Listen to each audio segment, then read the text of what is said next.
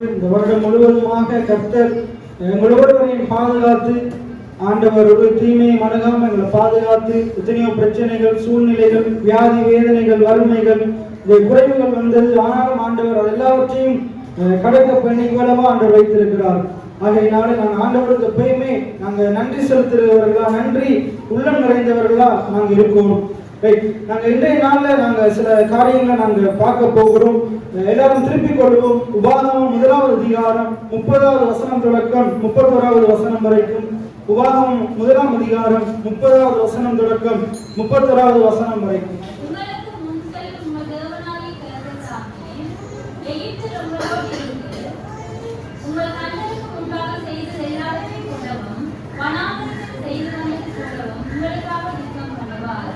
ஒரு மனிதன் தன் பிள்ளையை சுமந்து கொண்டு போவது போல நீங்கள் இவ்விடத்திற்கு வருகிற வரைக்கும் நடந்து கொண்ட வழிகள் எல்லாவற்றிலும் தேவனாகிய கர்த்தர் உங்களை சுமந்து கொண்டு வருவதை கண்டிருக்கிறது.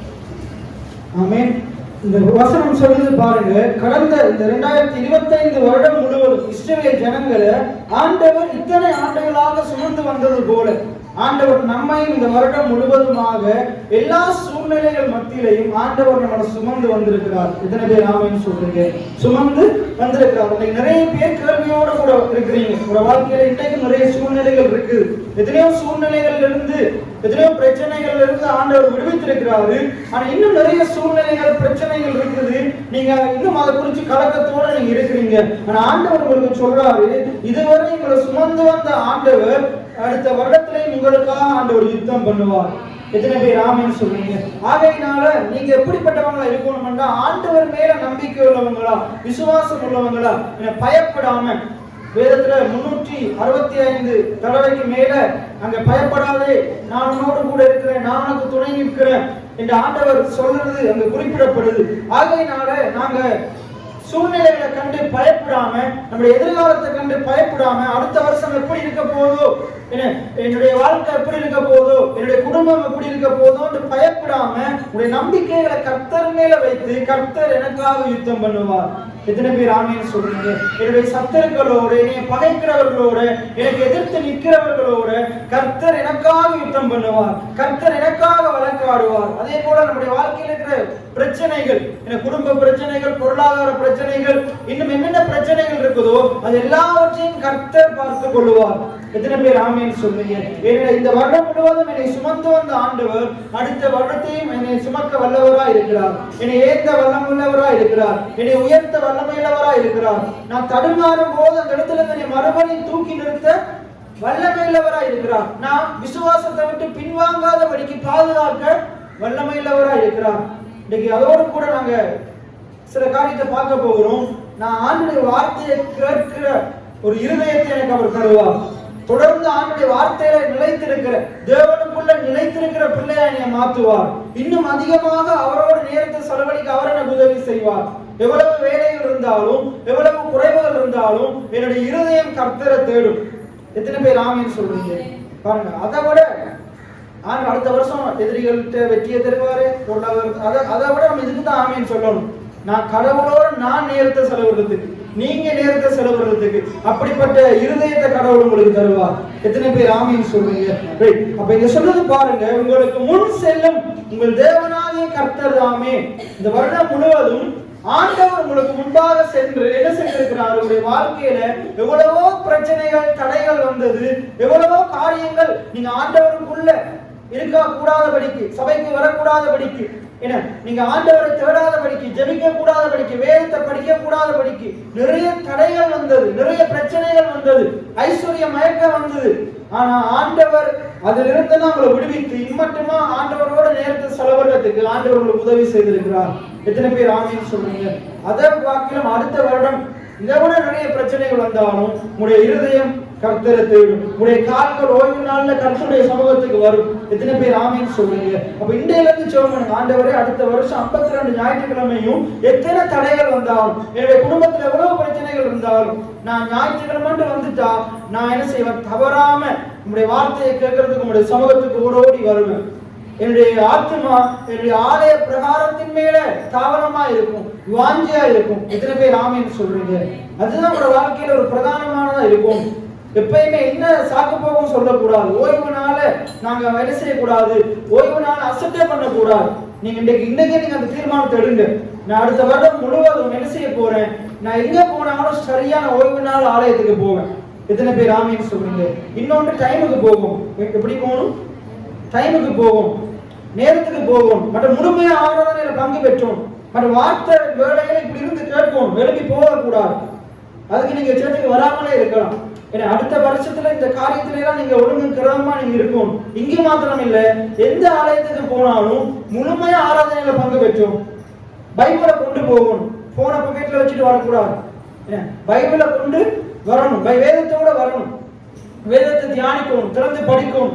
அப்ப நீங்க அடுத்த வருஷம் நீங்க மற்ற காரியத்துல எடுக்கிற தீர்மானத்தை விட ஆவிக்குரிய காரியங்கள் கடவுளோடு நீங்க செலவழிக்கிற நேரத்துல கடவுளுக்கு நீங்க கொடுக்க வேண்டிய கனம், ஆண்டவர் கேட்கிறாரு, நான் பிதாவானால் எனக்கு நீங்க செலுத்த வேண்டிய கனம் அங்கேன்னு கேட்கிறார். இன்னைக்கு ஆண்டவரை அநேகர் கனப்படுத்தாம கனவீனப்படுத்துகிறவர்களா இருக்கிறோம். நாங்க ஓய்வு நாள் சரியா ஆசரிக்கும் போது நாங்க ஆண்டவரை கனப்படுத்துறோம். ஆண்டுடைய சமூகத்துல ஆண்டுடைய பிரசனத்தில் அமர்ந்திருக்கும் போது நாங்க ஆண்டவரை கனப்படுத்துறோம். முழுமையான ஆராதனையில பங்கு பெற்றும் போது நாங்க ஆண்டவரை கனப்படுத்துறோம். அப்ப இந்த வருடம் அநேகர் நம்ம கனவீனப்படுத்தி இருக்கலாம். நாங்களுக்கு சொல்றோம், அடுத்த வருஷம் நீங்க ஆண்டவரை கனவீனப்படுத்த கூடாது, ஓய்வு நாளை பரிசுத்தமா ஆசரிக்கும். எத்தனை பேர் ஆமீன் சொல்றீங்க? அப்ப ஆண்டவர் இந்த வருஷம் சுமந்தது போல அடுத்த வருஷம் உங்களை சுமப்பார். எத்தனை பேர் ஆமீன் சொல்றீங்க? அப்ப ஆண்டவர் இந்த வருடம் முழுவதும் நமக்கு என்ன செய்திருக்கிறாரு? நம்முடைய எல்லா பகுதியிலையும், நம்முடைய வாழ்க்கையின் ஒவ்வொரு பகுதியிலையும் ஆண்டவர் நமக்கு முன்பாக சென்று எல்லா தடைகளையும் தகர்த்து போட்டு என்ன செய்திருக்கிறாரு? நம்மளை ஒவ்வொன்றமா சுமந்து வந்திருக்கிறார். அப்ப அங்க சொல்றாரு பாருங்க, உங்களுக்கு முன் செல்லும் உங்கள் தேவனாகிய கர்த்தர் தாமே எகிப்தில் என்னோடு கூட இருந்து, உங்களோடு கூட இருந்து. எகிப்து என்ற உலகத்துக்கு அடையாளம் என்ன? உலகத்துக்கு அடையாளம், பாவம் நிறைந்த உலகத்துக்கு அடையாளம், குறைவு நிறைந்த உலகத்துக்கு அடையாளம், தீமை நிறைந்த உலகத்துக்கு அடையாளம், அநியாயங்கள் நிறைந்த உலகத்துக்கு அடையாளம் தான் எகிப்து. அப்ப நம்ம வாழ்கிற இந்த பூமியும் அக்கினி கிரையாக வைக்கப்பட்டிருக்குது. இந்த உலகம் பாவம் நிறைந்ததா இருக்குது, ஏன்னா பாவத்தின் பிடிக்குள்ள இருக்குது. இன்னும் உலகத்துல அக்கிரமங்கள், வேசித்தனங்கள், களியாட்டுகள், மாந்திரிக மந்திரவாதங்கள், தேவனுக்கு பிரியமில்லாத காரியங்கள் நிறைய காணப்படுது. பணாசை, பொருளாசை, ஐஸ்வர்யம், மயக்கம் எல்லாம் காணப்படுது. அப்ப இப்படிப்பட்ட உலகத்துல தான் நாங்களும் வாழ்றோம். இப்படிப்பட்ட உலகத்தோடு ஐக்கியமா இருக்கிறதுக்கு வாழல, இப்படிப்பட்ட உலகத்திலிருந்து வேறு பிரிக்கப்பட்டவர்களா வாழ்றதுக்கு தேவன் நம்மளை அழைத்திருக்கிறார். எத்தனை பேர் ஆமீன் சொல்றீங்க? அப்ப இப்படிப்பட்ட உலகத்துல இன்னைக்கு நாங்க கரைபடாம, உலகத்தோடு ஐக்கியப்படாம நாங்க தேவனுடைய பிள்ளைகளாக ஆண்டவர்களை வேறு பிரித்து வைத்திருக்கிறார். அடுத்த வருடமும் நாங்க இப்படிப்பட்டவங்கள தான் இருக்கோம். உலகம் ஆசை நம்மளை இழுக்கும், ஐஸ்வர்யம் மயக்கம் நம்மளை இழுக்கும். ஆனா நாங்க நமக்கு முன் செல்லுகிற தேவனுக்கு பின் அவரை பின்தொடர்கிறவர்களா இருக்கும், தேவனுடைய சீஷர்களா இருக்கும். உலகத்தையும் அதன் ஆசை இச்சைகளையும் பின்தொடராம, மனசம் மாம்சமும் விரும்பினவைகளை செய்து கொண்டிருக்காம, தேவனுடைய ஆவியானவர் சொல்லுகிறபடி நாங்க நடக்கிறவர்களா இருக்கும். எத்தனை பேர் ஆமீன் சொல்றீங்க? ஆண்டுடைய வார்த்தை சொல்லுகிறபடி நடக்கிற பிள்ளைகளா இருக்கும், ஆண்டுடைய வார்த்தையை கை கொள்ளுகிற பிள்ளைகளா இருக்கும். அப்ப ஆண்டவர் நமக்கு முன் சென்று என்ன செய்யறார்? இந்த தீமை நிறைந்த எகிப்து போன்ற இந்த உலகத்துல எங்களோடு கூட இருக்கிறார். இந்த உலகம் தீமையானதுதான், இந்த கிராமம், இந்த உதயபுரம் தீமையானதுதான், இங்க நிறைய தீமையான மனுஷர்கள் இருக்கிறாங்க தான், நிறைய குறைவுகள் இருக்குதான், இல்ல இங்க இடத்துல நிறைய குறைவுகள் இருக்குது. ஆனா அந்த குறைவின் மத்தியிலே உங்களை உயர்த்துகிற ஆண்டவர், உங்களுடைய குறைகளை நீக்குகிற ஆண்டவர், உங்களை வெற்றி சிறக்கிற பண்ணுகிற ஆண்டவர் உங்களோடு கூட இருக்கிறார். எத்தனை பேர் ஆமீன் சொல்றீங்க? ஜனவரி மாத்திரம் இல்ல, 12 மாதங்களா உங்களோடு கூட இருக்கிறார். 30-31 நாள் உங்களோடு கூட இருந்தார். எத்தனை பேர் ஆமீன் சொல்றீங்க? 24 மணித்தியாலும் உங்களோடு கூட இருந்தார். நீங்க செய்கிற நன்மையையும் பார்த்து கொண்டுதான் இருந்தாரு, தீமையையும் பார்த்து கொண்டுதான் இருந்தார். நீங்க வாயில பேசுகிற நல்ல வார்த்தைகளையும் பார்த்து கொண்டுதான் இருந்தாரு, தீய வார்த்தைகளையும் கேட்டு கொண்டுதான் இருந்தார். அப்ப அவர் எல்லாவற்றையும் அறிந்திருக்கிறார். எத்தனை பேர் ஆமீன் சொல்றீங்க? அப்ப அவர் உங்களோடு கூட இருந்தார். நீங்க கடன் பிரச்சனை இருக்கும் போது உங்களோடு கூட இருந்தார். நீங்க நல்லா ஆசீர்வாதமா சந்தோஷமா இருக்கும் போது உங்களோடு கூட இருந்தார். நீங்க வேதத்தை படிச்சு கொண்டிருக்கும் போது அந்த உங்களோடு கூட இருந்தார். வீட்டுல போதனைகளை நீங்க கேட்கும் போது உங்களோட கூட இருந்தார். அதே தேவையில்லாத காரியங்களை பார்க்கும் போது ஆண்டு உங்களை பார்த்து கொண்டுதான் இருந்தார். வேதவசனம் சொல்லுது, ஆண்டுடைய கண்கள் பூமி எங்கும் சுற்றி உலாவி என்ன செய்தான்? நல்லவரையும் தீயவரையும் பார்த்து கொண்டே இருக்குதான். ஆண்டுடைய கண்கள் பூமி எங்கும் சுற்றி உலாவி பார்த்து கொண்டே இருக்குதான். என் பிள்ளை என்ன செய்யறான், அவனுடைய கால்கள் எங்க போகுது, அவனுடைய கை என்ன செய்யுது, ஒவ்வொன்றையும் அவர் பார்த்து கொண்டிருந்தார். வேதம் சொல்லுது, உங்களுடைய தலையில இருக்கிற முடி, அவர் முடி விழுறது கூட அவருக்கு தெரியுமா? அவங்களுடைய முடிகள் எல்லாம் அவர் வெட்டி வச்சிருக்கிறார். எத்தனை பேர் ஆமீன் சொல்றீங்க? அப்ப அதான் ஏசாயா 49:15 சொல்லுது, ஸ்திரியானவள் தன் கர்ப்பத்தின் பிள்ளையை அந்த பிள்ளைக்கு இறங்காமல் தன் பாதகனை மறப்பாளோ, அவள் மறந்தாலும் நான் உன்னை மறப்பதில்லை. இந்த வருஷத்துல நீங்க கடவுளை மறந்திருக்கலாம், நீங்க ஞாயிற்றுக்கிழமை ஓய்வு நாளுக்கு சேர்ச்சுக்கு போகணுன்றதை மறந்திருக்கலாம், தசமமா கொடுக்கணுன்றதை மறந்திருக்கலாம், ஒவ்வொரு நாளும் ஜபிக்கணும்ன்றதை மறந்திருக்கலாம், இரவும் பகலும் கர்த்தருடைய வேதத்துல தியானமா இருக்கணும்ன்றதை மறந்திருக்கலாம், இல்லை தெரிஞ்சு கொண்டு வேணுமென்றே அதை செய்யாம விட்டுருக்கலாம். ஆனா கடவுள் உங்க மேல எப்பயுமே நினைவா இருக்கிறார். அவர் உங்களை மறக்கல. நாங்க அவரை மறந்த போதும் அவர் நம்மளை மறக்கல. அவர் நம்ம மேல நோக்கமா இருக்கிறார். நான் போன வருஷம் சொன்னது போல நம்ம மேல கண் வைத்து தொடர்ந்து நம்மளை பார்த்து கொண்டே இருக்கிறார். நம்ம தடுமாறும் போதெல்லாம் நம்மளை தூக்கி நிறுத்தி இருக்கிறார். நம்ம வலது பக்கம் இடது பக்கம் சாயும் போதெல்லாம் ஆண்டவர் நம்மளை தூக்கி நிறுத்தி இருக்கிறார். எத்தனை பேர் ஆமீன் சொல்றீங்க? அப்ப அவர் நம்மோடு கூட இருந்து இப்படிப்பட்ட தீமை நிறைந்த உலகத்துல, குறைவு நிறைந்த உலகத்துல, சண்டை சச்சரவுகள் நிறைந்த உலகத்துல, அழிந்து போகிற உலகத்துல ஆண்டவர் நம்மளோடு கூட இருந்து உங்களோடு கூட இருந்து ஆண்டவர் என்ன செய்திருக்கிறாரு? உங்கள் கண்களுக்கு முன்பாக செய்த எல்லாவற்றை போலவும் ஆண்டவர் என்ன செய்திருக்கிறார்? அற்புத அதிசய விதமா நம்மளை நடத்தி இருக்கிறார். எத்தனை பேர் ஆமீன் சொல்றீங்க? இந்த வெள்ளத்திலிருந்து மீள வந்து வர வச்சிருக்கிறார். புயலில் இருந்து மூட்டி கொண்டு வந்திருக்கிறார். நிறைய காரியங்களை போன கிறிஸ்துமஸ் நாள்ல பேசுனது போல நிறைய காரியங்களை நீங்க இழந்து போனீங்க. ஆனா தேவன் அதெல்லாம் தந்திருக்கிறார். இன்னும் நிறைய காரியங்கள் அவர் நீங்க இழந்து போன ஆண்டு உங்களுக்காக ஆயத்தம் பண்ணி வச்சிருக்கிறார். யோபுக்கு கொடுத்தது போல நீங்க இழந்ததை காட்டிலும் பல மடங்கு அவர் உங்களுக்கு தருவார். ஆண்டவர் இழந்து போனதை நமக்கு மூட்டை கொடுக்கறதுக்காக தான் வந்தார். முதலாவது பாவத்துல தேவனை விட்டு பிரிந்து விழுந்த எங்களை மறுபடி பிடித்து தேவனோடு ஒத்திசைக்கிறதுக்காக வந்தார், இணைக்கிறதுக்காக வந்தாரு. அடுத்தது நாங்க பாவத்தின் காரணமாக இழந்த எல்லாவற்றையும் நமக்கு மீட்டு தர்றதுக்காக வந்தார். நம்ம பாவத்தினால் இழந்து போன அதிகாரத்தை ஆண்டவர் மீட்டு தந்தார். அதே போல பாவத்தின் காரணமாக நாங்கள் இழந்து போன எல்லா ஆசீர்வாதங்களையும் எல்லா நன்மையான காரியங்களையும் நீங்க ஆராதிக்கிற இயேசு உங்களுக்கு திருப்பி மீட்டு தருவார். எத்தனை பேர் ஆமீன் சொல்றீங்க? அப்ப சொல்றாரு பாருங்க, உங்கள் கண்களுக்கு முன்பாக செய்த எல்லாவற்றை போலவும் வனாந்திரத்தில் செய்து வந்தது போலவும் உங்களுக்காக யுத்தம் பண்ணுவார். இஸ்ரவேல் ஜனங்கள் வனாந்திரத்துல வரும்போது ஆண்டவர் தான் அவங்களுக்காக யுத்தம் பண்ணினார். அவங்க நின்று கொண்டு சும்மா இருந்தாங்க. ஆண்டவர் சொல்றார், நீங்க நின்று கொண்டு நானே கர்த்தர் என்பதை காண்பீங்க, நான் உங்களுக்காக யுத்தம் பண்ணுவேன். ஆண்டவர் உங்களுக்கு சொல்றாரு, அடுத்த வருஷத்துல கர்த்தர் உங்களுக்காக யுத்தம் பண்ணுவார், கர்த்தர் உங்களை பலப்படுத்துவார். எத்தனை பேர் ஆமீன் சொல்றீங்க? கர்த்தர் உங்களுக்கு சகாயம் பண்ணுவார். அவர் அவருடைய பர்வதத்திலிருந்து உங்களுக்கு ஒத்தாசை அனுப்புவார். ஏற்ற வேளையில் ஆசீர்வாதத்தின் மலைகளை ஆண்டவர் உங்க மேல பெய்ய பண்ணுவார். எத்தனை பேர் ஆமீன் சொல்றீங்க? கர்த்தருக்கு காத்திருக்கிற பிள்ளைகளா இருக்கணும், கர்த்தர் மேல நம்பிக்கை உள்ள பிள்ளைகளா இருக்கணும். அதை விட அதிகமா ஆண்டவருடைய வார்த்தையில தாகம் உள்ள கவனம் உள்ள பிள்ளைகளா இருக்கணும். தவறாம ஆண்டுடைய போதனைகளை வார்த்தைகளை கேட்கிற பிள்ளைகளா நாங்க இருக்கணும். அதுக்கு அடுத்த வசனம் சொல்லுது பாருங்க, 34 வசனம். ஒரு மனிதன் தன் பிள்ளையை சுமந்து கொண்டு போவது போல் நீங்கள் இவ்விடத்திற்கு வருகிற வரைக்கும் நடந்து வந்த வழிகள் எல்லாவற்றிலும் உங்கள் தேவனாகிய கர்த்தர் உங்களை சுமந்து கொண்டு வந்ததை கண்டீர்களே. நீங்க திரும்பி பாருங்க, கடந்து வந்த பாதையை திரும்பி பாருங்க. இத்தனை வருடங்களாக கடவுள் உங்களை சுமந்து கொண்டு வந்திருக்கிறார். இந்த வருடம் முழுவதும் கடவுளை நீ சுமந்து கொண்டு வந்திருக்கிறார். மேல சொல்லுது, சபையினுடைய வாக்குத்தத்தம், கர்த்தரை நம்புகிறவனும் செழிப்பான். செழிப்பான் என்னது? வளர்றது, இருக்கிற நிலையிலிருந்து இன்னொரு நிலைக்கு வர்றது. பாருங்க, இப்ப ஆலயத்தை பாருங்க, போன வருஷம் இருந்த மாதிரி அப்படியேவா இருக்குது? ஆண்டவர் ஒரு வளர்ச்சியை தந்திருக்கிறார். எத்தனை பேர் ஆமீன் சொல்றீங்க? ஆண்டவர் சில தேவைகளை சந்தித்திருக்கிறார். அடுத்த வருஷம் பாருங்க, இப்ப இருக்கிற மாதிரி இருக்கார். இப்ப இருக்கிறத காட்டில் ஆண்டவர் பெருக வைப்பார். எத்தனை பேர் ஆமீன் சொல்றீங்க? ஆண்டவர் சபையை செழிக்க வச்சிருக்கிறார். சபையில் இருக்கிற சில ஜனங்களை கொடுக்கிறவர்களா மாற்றி இருக்கிறார். கொடுக்க முடியாத ஜனங்களை கூடி கொடுக்கிறவங்களா மாற்றி இருக்கிறார். எத்தனை பேர் ஆமீன் சொல்றீங்க? அதே போல ஆண்டவர் அடுத்த வருடத்துல இன்னும் அதிகமான ஜனங்களை கொடுக்கிற பிள்ளைகளா மாற்றுவார். போன வருஷம் பைபிள் ஸ்டடிக்கு வராத பிள்ளைகள் இந்த வருஷம் வருகிறாங்க. அடுத்த வருஷம் நான் விசுவாசிக்கிற ஆண்டவர் இன்னும் 2-3 குடும்பங்கள் அழைத்து கொண்டு வருவார். எத்தனை பேர் ஆமீன் சொல்றீங்க? இப்ப ஒரு 2-3 இடங்கள்ல குடும்ப ஜெபங்கள் தடைபட்டது. ஆனா இந்த வருடத்துல புதிதா ஊழியங்கள் ஆரம்பிக்க ஆண்டவர் கிருபை செஞ்சிருக்கிறார். இத்தனை பேர் ஆமீன் சொல்றீங்க? போன வருஷம் 2-3 குடும்பங்கள் என்னுடைய வீடு இல்லையேன்னு சொல்லி புலம்பின நாட்கள் உண்டு. ஆண்டவர் நல்ல வீடுகளை கொடுத்திருக்கிறார். இத்தனை பேர் ஆமீன் சொல்றீங்க? நல்ல வாகனங்களை கொடுத்திருக்கிறார். கடவுள் செய்கிற காரியங்களை நான் பார்த்து கொண்டுதான் இருக்கிறேன். இது எல்லாவற்றையும் கடவுள் தான் செய்தார், எந்த மனுஷனும் செய்யல. கடவுள் செய்தார். கடவுள் நம்முடைய ஜனங்களை அற்புத விதமா ஆண்டவர் நடத்துகிறார். அப்ப ஒரு மனிதன் தன் பிள்ளையை சுமந்து கொண்டு போவது போல் நீங்கள் இடத்திற்கு வருகிற வரைக்கும் நடந்து வந்த வழிகள் எல்லாவற்றிலும் உங்கள் தேவனாகிய கர்த்தர் எல்லாம் சொல்லுங்க, இந்த வருடம் முழுவதும் நான் நடந்து வந்த வழிகளில் என் தேவனாகிய கர்த்தர் என்னை சுமந்து கொண்டு வந்தார். எத்தனை பேர் ஆமென் சொல்லுங்க?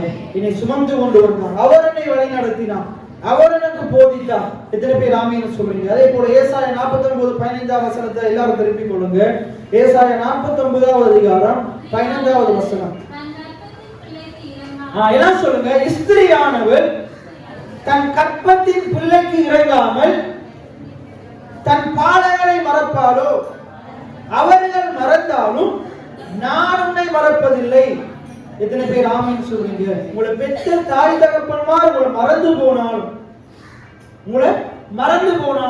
ஆண்டவர் உங்களை மறப்பதில்லை.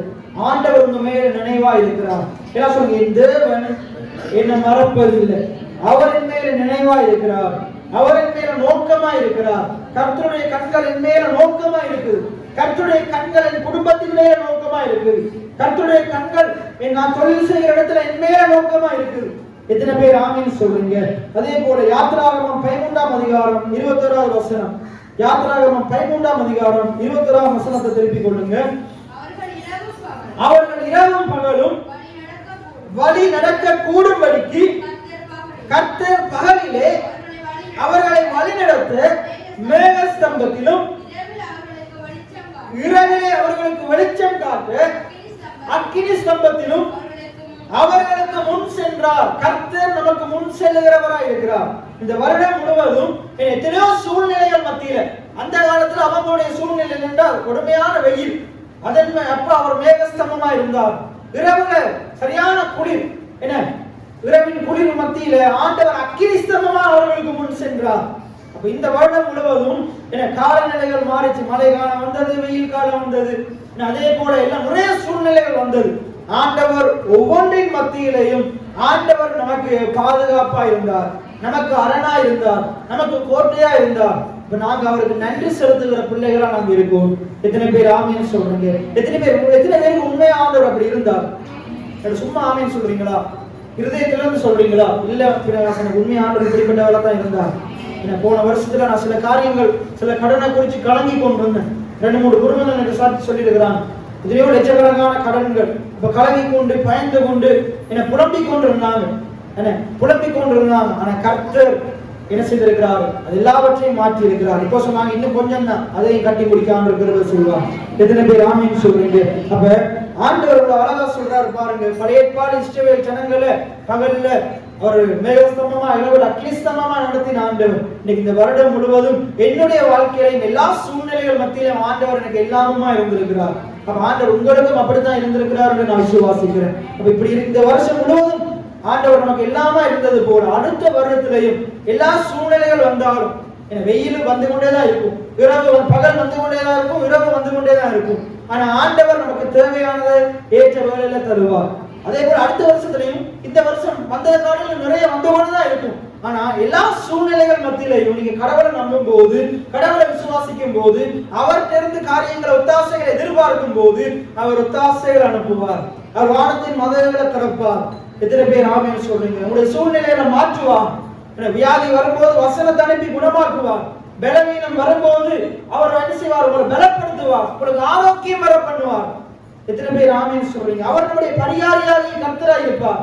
அவர் நமக்கு சுகம் தருகிற மருத்துவராக இருப்பார். அவர் தம்முடைய நல்ல ஔஷதமாகிய வசனத்தை நமக்கு தருவார். எத்தனை பேர் ஆமென் சொல்றீங்க? அதே போல இதே வசனம் தான் நெகேமியா 9 அதிகாரத்துல 12, 19 அங்கெல்லாம் சொல்லப்படுது. நெகேமியா 9 அதிகாரத்தை திருப்பிக் கொள்ளுங்க. 12ஆம் வசனமும் 19ஆவது வசனத்தையும் வாசிங்க. நெகேமியா 9 அதிகாரம் 12வது வசனம். நெகேமியா 9 அதிகாரம். பகலிலே மேகஸ்தம்பத்தினாலும் அவர்களுக்கு நடக்க வேண்டிய வழியை அவர்களுக்கு வெளிச்சமாக்க அவர்களை வழி நடத்தினீர். ஆண்டவர் அப்படியா? பகல்ல மேகஸ்தம்பமா, இரவுல அக்கினி ஸ்தம்பமா ஆண்டவருடைய பாதையெல்லாம் வெளிச்சமாக்கி நம்மளை நடத்தி கொண்டு வந்தாராம். 19ஆம் வசனத்தை வாசிங்க. 19வது வசனம். அவர்களை வழிநடத்த பகலிலே மேகஸ்தம்பமும் அவர்களுக்கு வெளிச்சத்தையும் அவர்கள் நடக்க வேண்டிய வழியையும் காட்ட இரவிலே அக்கினி ஸ்தம்பமும் அவர்களை விட்டு விலகவில்லை. ஆண்டவர் நம்மளை விட்டு விலகாம மேகஸ்தம்பம் அக்கினி ஸ்தம்பம் கூட இருந்து பாதுகாத்தார். அப்படி 81வது சங்கீதம் இருக்கு. 81வது சங்கீதம் 81வது சங்கீதத்தை நீங்க பாருங்க. ஆண்டவர் 80வது சங்கீதத்துல சொல்லுது, ஆண்டவர் நம்மளை ஒரு மேய்ப்பரை போல என்ன செய்தாராம், ஆட்டு மந்தையை நடத்துகிறது போல ஆண்டவர் என்ன செய்தாராம், ஆண்டவர் நம்மளை நடத்தி கொண்டு வந்தாராம். அதே போல ஆண்டவர் நம்முடைய முகங்களை என்ன செய்தார், அவருடைய முகத்தை நம்ம மேல பிரகாசிக்க பண்ணி நம்மளை எல்லா காரியத்திலிருந்தும் ரட்சித்தாராம். எத்தனையோ சத்துருக்கள் நம்மளை பரியாசம் பண்ணின போதும் ஆண்டவர் அவர்கள் மத்தியில் நம்முடைய தலையை நிமிர பண்ணினார். எத்தனை பேர் ஆமீன் சொல்றீங்க? இப்ப 81ஆம் சங்கீதத்தை பாருங்க. 81ஆம் சங்கீதத்துல அங்க சொல்லுங்க பாருங்க, நம்முடைய பெலனாகிய தேவனை கம்பீரமாய் பாடி யாக்கோபின் தேவனை குறித்து ஆர்ப்பரியுங்கள். ஆண்டவர் ஆர்ப்பரிங்க, ஆண்டவருக்கு நன்றி செலுத்துங்க, ஸ்தோத்திர பலிகளை செலுத்துங்க. ஏன் தெரியுமா, ஆண்டவர் என்ன செய்தார், இந்த வருடம் முழுவதும் ஆண்டவர் நம்மளை பாதுகாத்தார், நம்மளை சாட்சியாக வைத்திருக்கிறார். நெருக்கத்தின் மத்தியில 7ஆம் வசனம் சொல்லுது பாருங்க, நெருக்கத்திலே நாம் அவரை நோக்கி கூப்பிடும் போது ஆண்டவர் அந்த நெருக்கத்திலிருந்து நம்மளை தப்புவித்தார். இந்த வருடத்துல எத்தனையோ நெருக்கங்கள் வந்தது தானே, நீங்க ஆண்டவர் நோக்கி கூப்பிட்டீங்க தானே, ஆண்டவர் கைவிட்டாரா, ஆண்டவர் அதுல இருந்து தப்புவித்தார். எத்தனை பேர் ஆமீன் சொல்றீங்க? அதே போல நீங்க அப்படியே நீங்க பாத்தீங்கன்னா 10ஆம் வசனத்துல இருந்து வாசிங்க.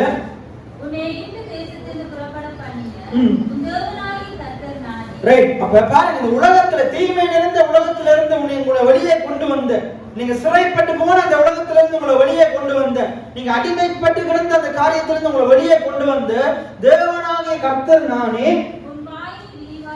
உன் வாயை விரிவாய்த்திர நான் அதை நிரப்புவேன். என் ஜனமும் என் சத்தத்துக்கு செவி கொடுக்கவில்லை, இஸ்ரவேல் என்னை விரும்பவில்லை. இன்னைக்கு நிறைய ஜனங்கள், சபை ஜனங்கள் இன்னுமே சில காரியத்திலிருந்து வெளியே வரல, பாவத்திலிருந்து வெளியே வரல, குறைவிலிருந்து வெளியே வரல, தரித்திரத்திலிருந்து வெளியே வரல, வாங்குகிற நிலைமையிலிருந்து வெளியே வரல, இன்னும் வாங்கி கொண்டிருக்கிறாங்க, கொடுக்கிற பழக்கமே இல்லை. குறைவுகளிலிருந்து வெளியே வரல, வறுமையிலிருந்து வெளியே வரல, நோயிலிருந்து வெளியே வரல, இன்னும் இவங்க எல்லாவற்றிற்கும் அடிமைகளா இருக்கிறாங்க. ஏன் அடிமைகளா இருக்கிறாங்கன்றா, ஆண்டவர் சொல்றாரு, என் ஜனமோ என் சத்தத்துக்கு என்ன செய்யல, செவி கொடுக்கவில்லை. என் ஜனமோ என் சத்தத்துக்கு செவி கொடுக்கவில்லை. ஏன் செவி கொடுக்கல? செவி கொடுக்கணும் என்ற ஆசை இல்லை, செவி கொடுக்கணும் என்ற வாஞ்சை இல்லை, செவி கொடுக்கணும் என்ற விருப்பம் இல்லை. ஆண்டவர் சொல்றாரு பாருங்க, என் ஜனமோ என் சத்தத்துக்கு செவி கொடுக்கவில்லை, இஸ்ரவேல் என்னை விரும்பவில்லை. ஆண்டவர் அவருடைய வார்த்தையை விரும்பினவன் தினந்தோறும் வேதத்தை எடுத்து படிப்பான், தவறான வார்த்தைகளை கேட்பான். ஆண்டுடைய வார்த்தையை விரும்பாதவன் செவி கொடுக்க மாட்டான். இன்னைக்கு அதை பத்தியே நாங்க பார்க்க போகிறோம். அங்க சொல்றாரு பாருங்க, ஆகையால் அவர்கள் இருதயத்தின் கடினத்திற்கு விட்டு விட்டேன். இன்னைக்கு சில நம்முடைய சபையில் இருக்கிற அநேக ஜனங்களை ஆண்டு நம்முடைய இருதயத்தின் கடினத்துக்கே விட்டுட்டார். நீ மை லைஃப் மை ரூல்ஸா, நீ உன் வாழ்க்கையின்படி வாழு. செவி கொடுக்கிறவன் எப்படி மை லைஃப் மை ரூல்ஸ் என்று வாழ மாட்டான், ஆண்டுடைய வார்த்தையின்படி வாழுவான். எத்தனை பேர் ஆமீன் சொல்றீங்க? நீங்க செவி கொடுக்கலாட்டி ஆண்டவர் விட்டுருவாரு, நானும் விட்டுருவேன். பிரசங்கத்தை கேட்கிறவங்களை ஆண்டவர் கனப்படுத்துவாரு, நானும் அவர்கள் மேல ஒரு கனத்த மரியாதையை என்ன செய்ய வைத்திருப்பேன், அவங்க மேல கரிசனையா இருக்க முடியும். ஆனா வார்த்தைகளை கேட்காதவங்களை ஆண்டவர் என்ன செஞ்சுட்டாரு? வேதம் சொல்லுது, இருதய கடினத்திற்கு எதனால அவங்க செவி கொடுக்காம இருக்கிறாங்க? அவங்களுடைய இருதயம் எப்படி இருக்குது? கடினமா இருக்குது. வசனத்தை கேட்காத கற்பாறையை போல இருக்குது, வேர் கொள்ளாத கற்பாறையை போல இருக்குது, எவ்வளவு சொன்னாலும் உரைக்காது. அப்படிப்பட்ட கடினம் உள்ள இருதயமா இருக்குது. அப்படிப்பட்ட ஆக்களை ஆண்டவர் என்ன செய்யறாராம், நீ உன் கடினத்தை வச்சுக்கொண்டு நீ அப்படியே இருந்து விட்டுட்டார், நீ இருக்கிற மாதிரி இருந்து விட்டுட்டார். அவனுக்கு ஆலோசனை சொல்லி பிரயோசனம் இல்லை, அவனுக்கு புத்திமதி சொல்லி பிரயோசனம் இல்லை, அவனை தேடி போய் கூப்பிட்டாலும் அவனுக்கு எந்த பிரயோசனம் இல்லை. இன்னும் கொஞ்ச நாள் வருவான், கொஞ்ச நாளுக்கு பிறகு அப்படியே தான் இருப்பான். ஆனா அவனுக்குள்ள மாற்றம் தானா வரணும், விருப்பம் தானா வரணும். எத்தனை பேர் ஆமீன் சொல்றீங்க? வார்த்தையை கேட்கணும் என்ற ஆசை தானா வந்துட்டா இருந்தா யார் தடுத்தாலும் அவன் ஆண்டுடைய வார்த்தையை கேட்கறத நிப்பாட்ட மாட்டான். எத்தனை பேர் ஆமீன் சொல்றீங்க? உங்களுக்கு ஆண்டுடைய வசனத்தை கேட்கணும் என்ற விருப்பம் இருந்தா இந்த இடத்துல இருக்கிற ஒரு 99 பேர் எழுதி போனாலும் அந்த ஒருத்தன் நிலை நிற்பான், இந்த வசனத்தை கேட்பான். எத்தனை பேர் ஆமீன் சொல்றீங்க? வசனத்தை கேட்கணும் என்ற விருப்பம் உள்ள இருதயம் நமக்கு தேவை. சாலமோன் ஆண்டு இடத்துல என்னத்தை கேட்டார்? ஞானத்தை கேட்கறது. எடுத்து வாசிங்க 1 ராஜாக்கள் 3ஆம் அதிகாரம் 9வது வசனத்திலிருந்து வாசிங்க. 1 ராஜாக்கள் 3ஆம் அதிகாரம் 9வது வசனத்திலிருந்து.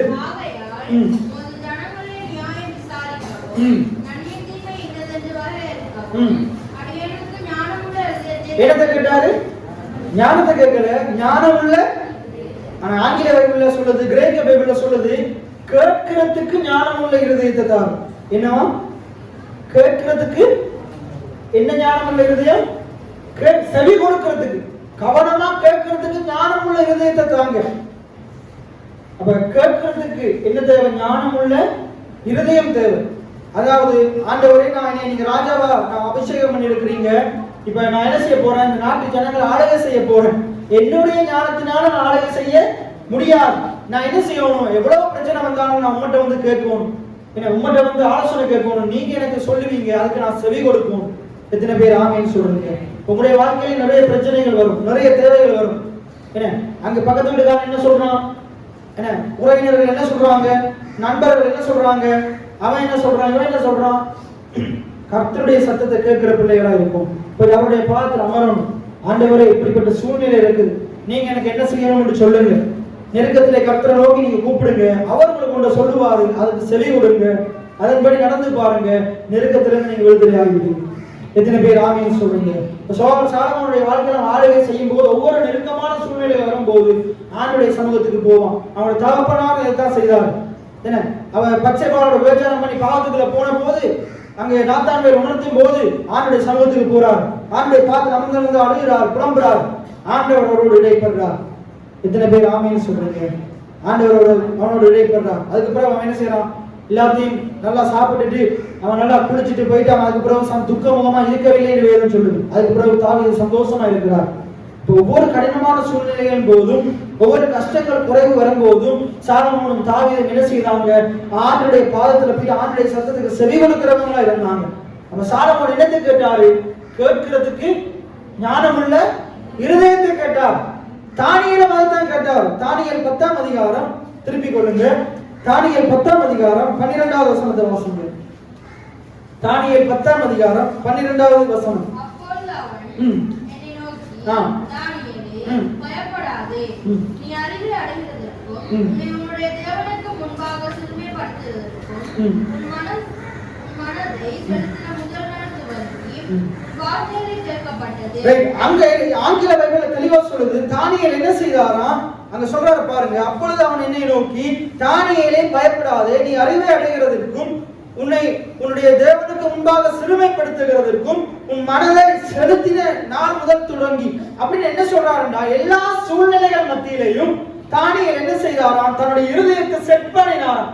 ஆங்கில பைபிள்ல சொல்லுது, தானியேல் என்ன செய்தாராம்? தன்னுடைய மனதை you set, ஆண்டவர் சொல்றாரு, you set your heart to understand. அப்படின்னா என்னுடைய வார்த்தைகளை கேட்டு என்ன சொல்லுங்க? தேவனுடைய வார்த்தைகளை கேட்டு அவருடைய இருதயத்தை விளங்கி கொள்ற மாதிரி அவனுடைய இருதயத்தை செட் பண்ணினானா, அவனுடைய இருதயத்தை ஒழுங்கமைத்தானா.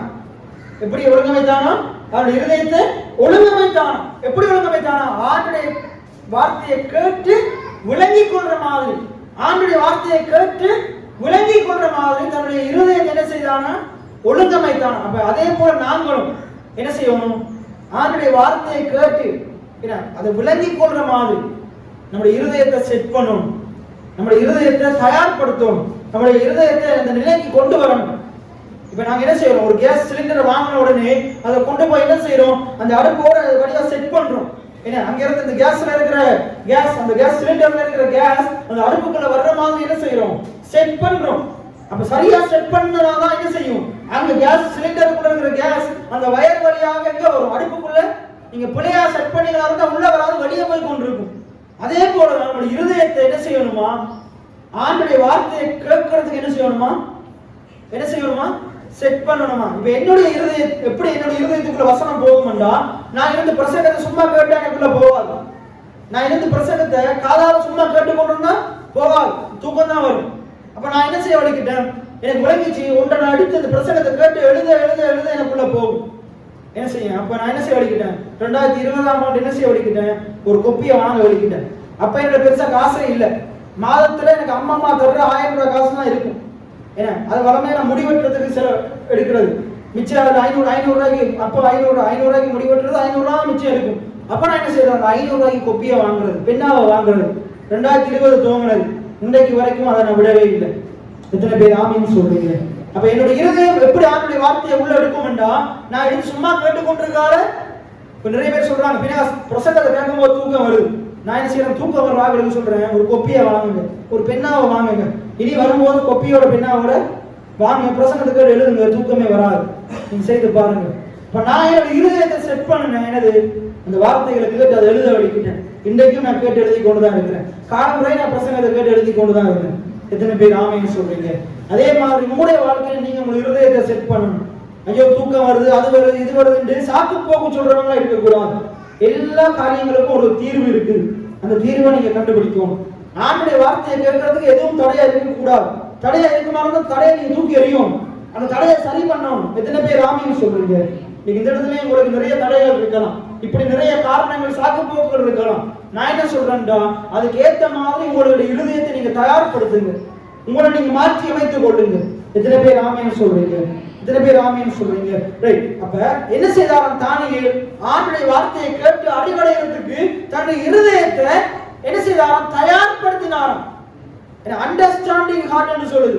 அப்படியே விளங்கி கொள்ற மாதிரி, ஆண்டுடைய வார்த்தையை விளங்கி கொள்ற மாதிரி தன்னுடைய இருதயத்தை மாற்றினாராம். எப்படி விளங்கி கொள்ள முடியுமோ, என்னுடைய இருதயம் எப்படி விளங்குமோ அதுக்கு என்னுடைய இருதயத்தை ஒழுங்கமைத்துக் கொள்ளணும். அதைத்தான் தானியேல் செய்தார், அதைத்தான் சாலமோன் செய்தார். தேவனிடத்தில் ஞானமுள்ள இருதயத்தை கேட்டார், விளங்கி கொள்ற இருதயத்தை கேட்டார்.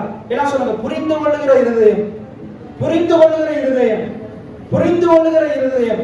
அப்ப ஆண்டுடைய வார்த்தையை சும்மா கேட்டா பத்தாது, கேட்டு என்ன செய்யணும், புரிந்து கொள்ளணும், விளங்கி கொள்ளணும். விளங்கலாட்டி திருப்பி வந்து கேட்கணும், திருப்பி விளங்கலாட்டி திருப்பி வந்து கேட்கணும். பாருங்க, ஸ்கூலுகள்ல எந்த பிள்ளை நல்லா படிக்கும், விளங்காத திருப்பி திருப்பி கேட்டு கேட்டு படிக்கிற பிள்ளை தான் நல்லா படிக்கும். எப்படா முடிச்சுட்டு வெளியே போவாரு, வெளியே போய் சுத்தரான்னு இருக்கிற பிள்ளை என்ன செய்யாது, நல்லா படிக்காது. விளங்கலாட்டி திருப்பி திருப்பி கேட்டு இன்டர்வல் நேரத்திலையும் போய் கேட்டு படிக்கிற பிள்ளை தான் என்ன செய்யும், முன்னுக்கு வரும். ரைட். அப்ப தேவனுடைய சத்தத்தை கேட்கும் இருதயத்தை தானியேலும் சாலமோனும் தேவனிடத்தில் கேட்கிறாங்க. எல்லாம் சொல்லுங்க, தேவனுடைய சத்தத்தை கேட்கும் இருதயத்தை தானியேல் சாலமோன் தேவனிடத்தில் கேட்டார்கள். நீங்க ஆண்டவர்கிட்ட கேட்கணும், ஆண்டவரே அடுத்த வருடம் முழுவதும் உங்களுடைய சத்தத்துக்கு நான் செவி கொடுக்கிற இருதயத்தை எனக்கு தாங்க. எத்தனை பேர் ஆமீன்னு சொல்றீங்க? செவி கொடுக்கிற இருதயம் நமக்கு தேவை. ஆண்டுடைய வார்த்தைக்கு செவி கொடுக்கிறதுக்கு ஒரு இருதயம் தேவை, மனசு தேவை. என்ன ஆகையினால நாங்களும் ஆண்டவரிடத்துல அதை கேட்கிற பிள்ளைகளா நாம் இருக்கோம். சரி, இப்ப நம்ம 81ஆம் சங்கீதத்துக்கு நம்ம மிச்ச வசனத்தை வாசிப்போம். அங்க சொல்றாரு பாருங்க, 11ஆம் வசனம். என் ஜனம் எனக்கு செவி கொடுத்து இஸ்ரவேலின் வழிகளில் நடந்தால் நலமா இருக்கும். 12ஆம் 11ஆம் வசனத்தை வாசிங்க. 12:13. ஆகையால்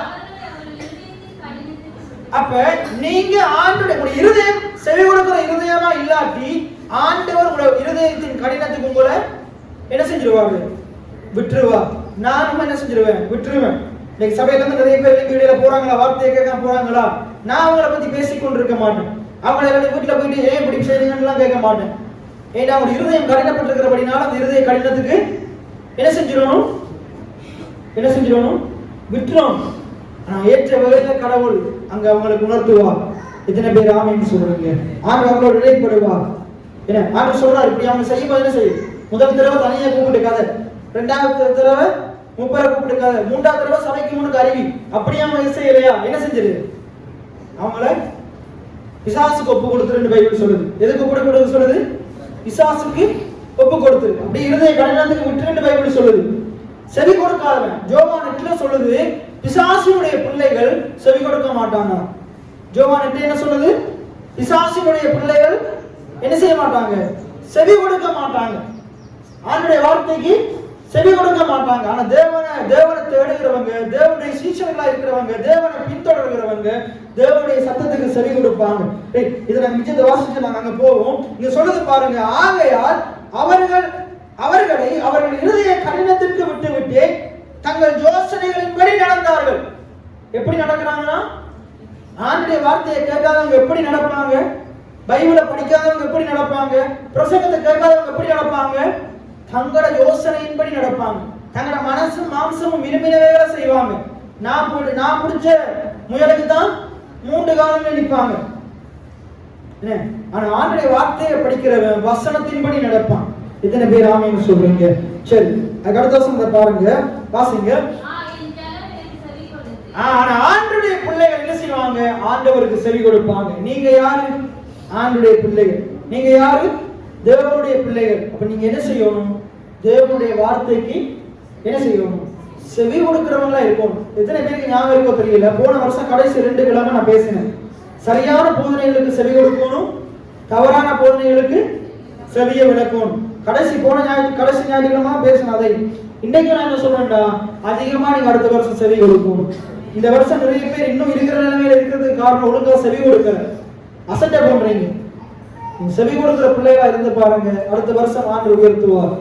ஏன்னா ஆண்டு நிறைய காரியங்களை ஆண்டு பெரியவர் சாட்சி சொல்ற அளவுக்கு ஆண்டு உயர்த்துவார். எத்தனை பேர் ஆமீன் சொல்றீங்க? செவி கொடுக்கறத எங்க போனாலும் விட்டுறக்கூடாது, எப்படிப்பட்ட சூழ்நிலை இருந்தாலும் விட்டுறக்கூடாது. ரைட், சரி, அங்க சொல்றது பாருங்க. என் ஜனம் எனக்கு செவி கொடுத்து, நீங்க ஆண்டவருக்கு செவி கொடுத்து நீங்க ஆண்டவருடைய போதனையின்படி நடந்தா உங்களுக்கு நலமா இருக்கும். இன்னைக்கு நான் உங்களுக்கு சொல்றேன், உங்களுக்கு என்னது நல்லது தெரியுமா? எது நல்லது தெரியுமா? உங்களோட வாழ்க்கையில எது சிறந்தது தெரியுமா? ஆண்டவருடைய வார்த்தைகளை கேட்டு செவி கொடுத்து அதன்படி நடக்கிறது தான் நல்லது. உங்களோட வாழ்க்கையில் அடுத்த வருஷம் நீங்க எதை ஆசைப்படுறீங்களோ, எதை விரும்புகிறீங்களோ அதை காட்டிலும் ஆண்டவருடைய வார்த்தையை செவி கொடுக்கிறத விரும்புங்க. ஆண்டவருடைய வார்த்தையை செவி கொடுக்கிறதுக்கு அதிக நேரத்தை செலவழிங்க. எத்தனை பேர் ஆமீன் சொல்றீங்க? அதுதான் உங்களுக்கு நல்லது, அதுதான் உங்களுக்கு நல்லது. ஞாயிற்றுக்கிழமை வேலைக்கு போறது நல்லது இல்லை, ஆண்டவருடைய சமூகத்துக்கு வந்து அவருடைய வார்த்தையை கேட்கறதா நல்லது. ஞாயிற்றுக்கிழமை இறைச்சி கடைக்கு போறது நல்லது இல்லை, ஆண்டவருடைய சமூகத்துக்கு அமர்ந்திருந்து ஆண்டவருடைய வார்த்தையை கேட்கறதா நல்லது. ஞாயிற்றுக்கிழமை உங்க போயிட்டு விளையாடுறது நல்லது இல்லை, ஆண்டவருடைய வார்த்தையை கேட்கறதா நல்லது. எத்தனை பேர் ஆமீன் சொல்றீங்க? ஆகையினால செவி கொடுக்கிற பிள்ளைகளா இருங்க, சத்தியத்தை கேட்கிற பிள்ளைகளா இருங்க, அதை நாடுங்க. அப்ப சொல்றாரு, நான் சீக்கிரத்திலே அவர்கள் எதிராளிகளை தாழ்த்தி என் கையை அவர்கள் சத்துருக்களுக்கு விரோதமாக திருப்புவேன். யாருக்கு விரோதமா? ஆண்டவருக்கு செவி கொடுக்கிற பிள்ளைகளுக்கு விரோதமா இருக்கிற சத்துருக்களுக்கு விரோதமா தேவன் தம்முடைய கையை திருப்புவார். என்ன அப்ப சொல்றாரு, அப்பொழுது கர்த்தரை பயக்கிறவர்கள் அவருக்கு இச்சகம் பேசி அடங்குவார்கள். அவர்களுடைய காலம் என்றென்றைக்கும் இருக்கும். உச்சியமான கோதுமையினால் அவர்களை போஷிப்பார். கண்மனையின் தேடினால் உன்னை திருப்தியாக்குவார். யாரை திருப்தியாக்குவார்? ஆண்டுடைய போதனைகளை கேட்டு ஆண்டுடைய வழிகள்ல நடக்கிற பிள்ளைகளை ஆண்டவர் என்ன செய்வாராம்? உச்சிதமான கோதுமையினால ஆண்டவர் போஷிப்பார். எத்தனை பேர் ஆமீன் சொல்றீங்க? அப்படின்னா உயர்தரமான உணவை உங்களுக்கு தருவார். எத்தனை பேர் ஆமீன் சொல்றீங்க? பெஸ்டான சாப்பாட்டை உங்களுக்கு தருவார், பெஸ்டான சாப்பாட்டை உங்களுக்கு தருவார். என்ன கண்மலையில் தேடினால் ஆண்டவருடைய தாகத்தை தீர்ப்பார், உன்னை திருப்தியாக்குவார். எத்தனை பேர் ஆமீன் சொல்றீங்க? நீங்க நிறைய பேர் ஏன் தெரியுமா திருப்தியா இல்ல? நிறைய பேர் ஏன் தெரியுமா? இன்னைக்கு நம்ம படிச்சோம், சிங்க குட்டிகள் பட்டினியா கிடந்தாலும் கடவுளை தேர்ந்தவனுக்கு குறை இல்லை, குறை இல்லை, குறை இல்லை, குறையே இல்லை. ஏனென்ற ஆண்டவர் அவனை போஷிக்கிறவராய் இருக்கிறார். இந்த வருஷம் முழுவதும் ஆண்டவர் எத்தனை பேரை போஷித்தார்? அதை காட்டிலும் அதிகமா நீங்க ஆண்டுடைய வார்த்தையை கேட்கும் போது, அதன் வழிகளில் நடக்கும் போது ஆண்டவர் அதிகமா போஷிப்பார், அதிகமா போஷிப்பார். எல்லாம் சொல்லுங்க, அவர் என்னை போஷிப்பார், அவர் என்னை உடுத்துவிப்பார், அவரின் தேவைகளை சந்திப்பார். நீங்க அம்மா சொன்னாங்க, வருமானம் இல்லாட்டியும் வேலை இல்லாட்டியும் கர்த்தர் போஷித்தார், கர்த்தர் வழி நடத்தினார். எத்தனை பேர் ஆமீன் சொல்றீங்க? கர்த்தர் போஷிக்கிறவரா இருக்கிறார். நீங்க ஆராதிக்கிற கர்த்தர் அவர் உங்களை போஷிக்கிறவரா இருக்கிறார், அவர் உடுத்துவிக்கிறவரா இருக்கிறார், அவர் தேவைகளை சந்திக்கிறவரா இருக்கிறார். ஆபிரகாமுக்கு செய்தவர், சாலமோனுக்கு செய்தவர், தாவீதுக்கு செய்தவர், எனக்கும் செய்ய வல்லவரா இருக்கிறார். என்ன சொல்லுங்க? ஆபிரகாமுக்கு செய்தவர், ஈசாக்குக்கு செய்தவர், தாவீதுக்கு செய்தவர், சாலமோனுக்கு செய்தவர், எனக்கும் செய்ய வல்லவரா இருக்கிறார். என்னையும் உடுத்துவிப்பார், என்னையும் போஷிப்பார். பாருங்க, யோசேப்பை தன்னுடைய அவனுடைய தகப்பன் அவன் மேல பிரியம் வைத்ததால அவனுக்கு உயர்தரமான வஸ்திரத்தை உடுத்துவிக்கிறார், அவனுக்கு பலவர்ண அங்கியை உடுத்துவிக்கிறார். ஆனா பொல்லாதவர்களாக இந்த மாம்சத்தின் தகப்பன்மாரை நம்ம உடுத்துவிக்கும் போது கர்த்தர் நம்மளை உடுத்துவிப்பது அதிக நிச்சயம் அல்லவா? எத்தனை பேர் ஆமீன் சொல்றீங்க? கர்த்தர் உடுத்துவிப்பார். எத்தனை பேர் ஆமீன் சொல்றீங்க? அப்ப பாருங்க, கோதுமை உச்சிதமான கோதுமையினால், பெஸ்டான தரமான கோதுமையினால் யாரை உடுத்துவிப்பார்? செவி கொடுக்கிறவனை உடுத்துவிப்பார். ஆண்டுடைய வழிகளில் நடக்கிறவனை விடுவிப்பார். அப்ப இன்றைக்கு நிறைய பேர் ஒன்றுமில்லாம இருக்கிறதுக்கு காரணம் என்ன? இல்லை, செவி கொடுக்கிற இல்லை. அவங்களோட கால் ஞாயிற்றுக்கிழமை ஆலயத்தில் இருக்கிறது இல்லை, பிரசங்க நேரத்தில் சேர்த்துக்குள்ள இருக்கிறது இல்லை, வசனத்தை கேட்கறது இல்லை. என்ன ஆண்டுடைய காரியங்கள் அசட்டை பண்ணி கொண்டிருக்கிறாங்க. நீங்களும் அப்படி எதிர்காலத்தில் இருப்பீங்களா இருந்தா ஆண்டவர் உங்களை என்ன செய்வாரு? அசட்டை பண்ணுவார். சில இடத்துல சொல்றது வாந்தி பண்ணி போடுவார். சில இடத்துல சொல்றது ஆண்டவர் உங்களை புறக்கணிப்பார், எல்லாரையும் அப்படியே விட்டுருவார், அப்படியே பாவத்துக்கு ஒப்பு கொடுப்பார். ரோமர்ல ஒரு இடத்துல சொல்லுது நம்மளை இச்சைக்கு ஒப்பு கொடுப்பார், பாவத்துக்கு ஒப்பு கொடுப்பார். 3 விதமான காரியம் சொல்லுது. ரோமர் 1-2-3 வசனங்கள் இருக்குது. நம்மள உலகத்தின் ஆசுபாச காரியங்களுக்கு ஒப்பு கொடுத்துருவார். அப்ப அப்படியே நம்ம இருதய கடினத்துக்கு விட்டுருவாங்க. ஆண்டவரை விட்டுருவாரு, நானும் விட்டுருவேன், ஊழியக்காரங்களும் விட்டுருவாங்க. ஏன்னா எப்பயுமே நமக்கு நம்ம தடுமாறும் போது, நம்ம பிளவிடும் போது, நம்ம ஆண்டவருக்கு தூரம் போகும்போது நம்முடைய ஊழியக்காரர் நமக்கு வந்து ஆலோசனை சொல்லணும். ஆலோசனை சொல்லாட்டி நம்ம போய் சீர் பொருந்தோம். அப்படி சரி பாஸ்டர் ஒன்றும் சொல்லலதானே, நம்ம இப்படி இருந்துருமோன்னு இருக்க கூடாது. நம்மள ஆண்டவர் நம்மளை கைவிடுற அளவுக்கு நம்ம போய் இருந்துடக்கூடாது. நம்மளை இருதய கடினத்தின்படி இருக்கட்டும் விடுற அளவுக்கு நம்ம இருந்துடக்கூடாது. அதே போல ஆண்டவர் அப்படி இருக்கிற அளவுக்கு விட்டுறக்கூடாது. இப்ப இந்த இவங்க இருக்கிற மூலையெல்லாம் நீங்க சர்ச்சை ஒழுங்கா வராம இருந்தா, நீங்க ஆண்டவர் ஒழுங்கா கொடுக்காம இருந்தா, கூட்டங்கள் ஒழுங்கா வராம இருந்தா, நான் வந்து கேட்கணும். நான் கேட்காம உங்களை விருப்பனா இருந்தா எப்படி நான் இருக்கிறேன் என்றால் உங்களுடைய இருதய கடினத்துக்கு நான் உங்களை விட்டுட்டேன். அந்த நிலைமைக்கு நீங்க ஆளாகிட கூடாது. நான் சொல்றது எத்தனை பேருக்கு விளங்குது? அப்படி நான் கேட்காடி நீங்க வரணும். ஐயோ பிரகாஷ், நான் தான் இப்படி பண்றேன், வந்து கேட்கல, நான் இப்படி செய்ய மாட்டேன், நான் ஒழுங்கா ஆண்டுடைய காரியங்கள் இருப்பேன், நீங்க வந்து என்ன செய்யணும்? ஒப்புற எத்தனை பேர் ஆமேன்னு சொல்றீங்க? அப்படி உங்களோட ஊழியக்காரங்க உங்களை அப்படி கைவிடக்கூடாது. அப்படி கைவிட்டாங்க இருந்தால் அது உங்களுக்கு தான் என்னது? ஆகையினால எப்பயுமே நீங்க சில காரியத்தில் தடுமாறும் போது உங்க ஊழியக்காரங்க வந்து ஆலோசனை சொல்லணும். அவங்க ஆலோசனை சொல்றதுக்கு தயங்குறவனா நீங்க இருக்கக்கூடாது. இவன் சொன்னா கேட்பானா அப்படின்னு யோசிக்கிற அளவுக்கு இருக்கக்கூடாது. இப்ப நான் யாருக்கு ஆலோசனை சொல்லுவேன்டா, நான் சொல்றது யாரு கேட்பாங்கன்னு எனக்கு தெரியும், கேட்டான்படி நடப்பாங்கன்னு எனக்கு தெரியும், உறுதியா நான் நம்பணும். அவங்களுக்கு தான் நான் ஒரு ஆலோசனையை சொல்லுவேன். நான் சொல்றது எங்க கேட்க போறாங்கன்னு எனக்கு ஒருத்தரை குறிச்சு ஒரு அபிப்பிராயம் இருக்குமா இருந்தா ஒரு நாள் நான் அவருக்கு ஆலோசனை சொல்ல போறதே கிடையாது. எத்தனை பேருக்கு நான் சொல்றது விளங்குது? ஆகையினால ஆண்டவர் உங்களுடைய இருதய கடினத்துக்கு உங்களை விடுற அளவுக்கு நீங்க இருக்கக்கூடாது. அதே போல உங்களுடைய ஊழியக்காரர்கள் என்ன உங்களுடைய இருதய கடினத்துக்கு உங்களை விடுற அளவுக்கு நீங்க இருக்கக்கூடாது. உங்களுடைய பெற்றோர்கள் உங்களுடைய இருதய கடினத்துக்கு உங்களை விடுற அளவுக்கு உங்களை நீங்க ஆக்கிடக்கூடாது. நீங்க என்ன செய்யணும்? உங்களோட சத்தத்துக்கு கேட்டு செவி கொடுத்து அதன்படி நடக்கிற பிள்ளைகளா இருக்கும். எத்தனை பேர் ஆமீன்னு சொல்றீங்க? எத்தனை பேர் ஆமீன்னு சொல்றீங்க? அப்படி நீங்க செய்யும் போது ஆண்டவர் என்ன செய்வாரு? நீங்க வார்த்தைகளை கேட்கும் போது அதன்படி நடக்கும் போது ஆண்டவர் என்ன செய்வாரு? உங்களை போஷிப்பார். எத்தனை பேர் ஆமீன்னு சொல்றீங்க? உங்களை திருப்தி ஆக்குவார். எல்லாம் சொல்லுங்க, அவர் என்னைய போஷிப்பார். ஆண்டுடைய வார்த்தையை கேட்கிற, ஆண்டுடைய வார்த்தையின்படி நடக்கிற என்னை ஆண்டவர் போஷிப்பார், என்னை ஆண்டவர் திருப்தியாக்குவார், என் தாகத்தை ஆண்டவர் தீர்ப்பார், என் தேவைகள் அவர் பார்த்துக் கொள்வார், என் குறைவுகள் அவர் நிறைவாக்குவார், என் சூழ்நிலையை அவர் மாற்றுவார், எனக்கு முன்பாக இருக்கிற சத்துருக்களை அவருக்கு என்ன செய்வார்? என் பாதப்படி ஆக்குவார். எத்தனை பேர் ஆமீன்னு சொல்றீங்க? அப்படியே நாங்க இன்னும் ஆண்டுடைய வார்த்தையை கேட்கறத குறித்து நாங்க பார்க்க போறோம், பார்த்து நாங்க முடிக்க போறோம். நீதிமொழிகள் 4வது அதிகாரம் 20வது வசனம். நீதிமொழிகள் 4வது அதிகாரம் 20வது வசனம். நீதிமொழிகள் என் மகனே என் வார்த்தைகளை கவனி, என் வசனங்களுக்கு உன் செவியை. இதுதான் முக்கியம். உங்க கிறிஸ்தவ வாழ்க்கையில, விசுவாச வாழ்க்கையில ஒரு விசுவாசிக்கிற மனுஷனுக்கு எது முக்கியம் என்றா, விசுவாச தேவன் நமக்கு போதிக்கிற வார்த்தைகளுக்கு நம்முடைய செவியை சாய்க்கிறது முக்கியம். அப்ப நீங்க ஆண்டுடைய மகன் தானே, ஆண்டுடைய மகள் தானே, நீங்க ஆண்டுக்கு பிரியமான பிள்ளைகள் தானே. ஆண்டு என்ன சொல்றாரு? வேதத்தின் மேல பிரியமா இருங்கன்னு சொல்றாரு. எத்தனை பேர் ஆமீன்னு சொல்றீங்க? ஆசையா பிரியமா ஆண்டுடைய வார்த்தையை கேளுங்க. என் மகனே என் வார்த்தைகளை கேள். எல்லாம் சொல்லுங்க, ஆண்டுடைய வார்த்தையை கேளு. உங்களுடைய இருதயத்துக்கு என் ஆத்துமாவே சொல்லுங்க, என் ஆத்துமாவே ஆண்டுடைய வார்த்தையை கேளு. எத்தனை பேர் ஆமீன்னு சொல்றீங்க? ஆண்டுடைய வார்த்தைக்கு செவிய சாய், செவி சாய், கவனி. ஆண்டுடைய வார்த்தையை எத்தனை பேர் கவனிக்கிறீங்க? ஃபேன் சத்தத்தை கவனிச்சு கொண்டிருக்கிறீங்களா? வெளியில எங்கேயாவது கேட்கிற சத்தத்தை கவனிச்சு கொண்டிருக்கிறீங்களா? என்னத்தை கவனிச்சு கொண்டிருக்கிறீங்க? இங்க இருக்கிற லைட்டுகளை கவனிச்சு கொண்டிருக்கிறீங்களா? ஆண்டுடைய வார்த்தையை கவனிங்க. ஆண்டுடைய வார்த்தைக்கு செவிய சாய்ங்க. பின்னால் இருக்கிறவங்க என்ன பேசுறான், சைடுல இருக்கிறவங்க என்ன பேசுறான்னு கவனிக்கிறீங்களா? ஆண்டுடைய வார்த்தையை கேளுங்க.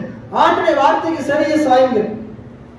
என்ன அதே போல ஏசாயா 54 வாசிங்க. ஏசாயா 50ஆம் அதிகாரம் 4வது வசனம். ஏசாயா 50ஆம் அதிகாரம் 4வது வசனம். ஏசாயா 50ஆம் அதிகாரம். ஆ ஆ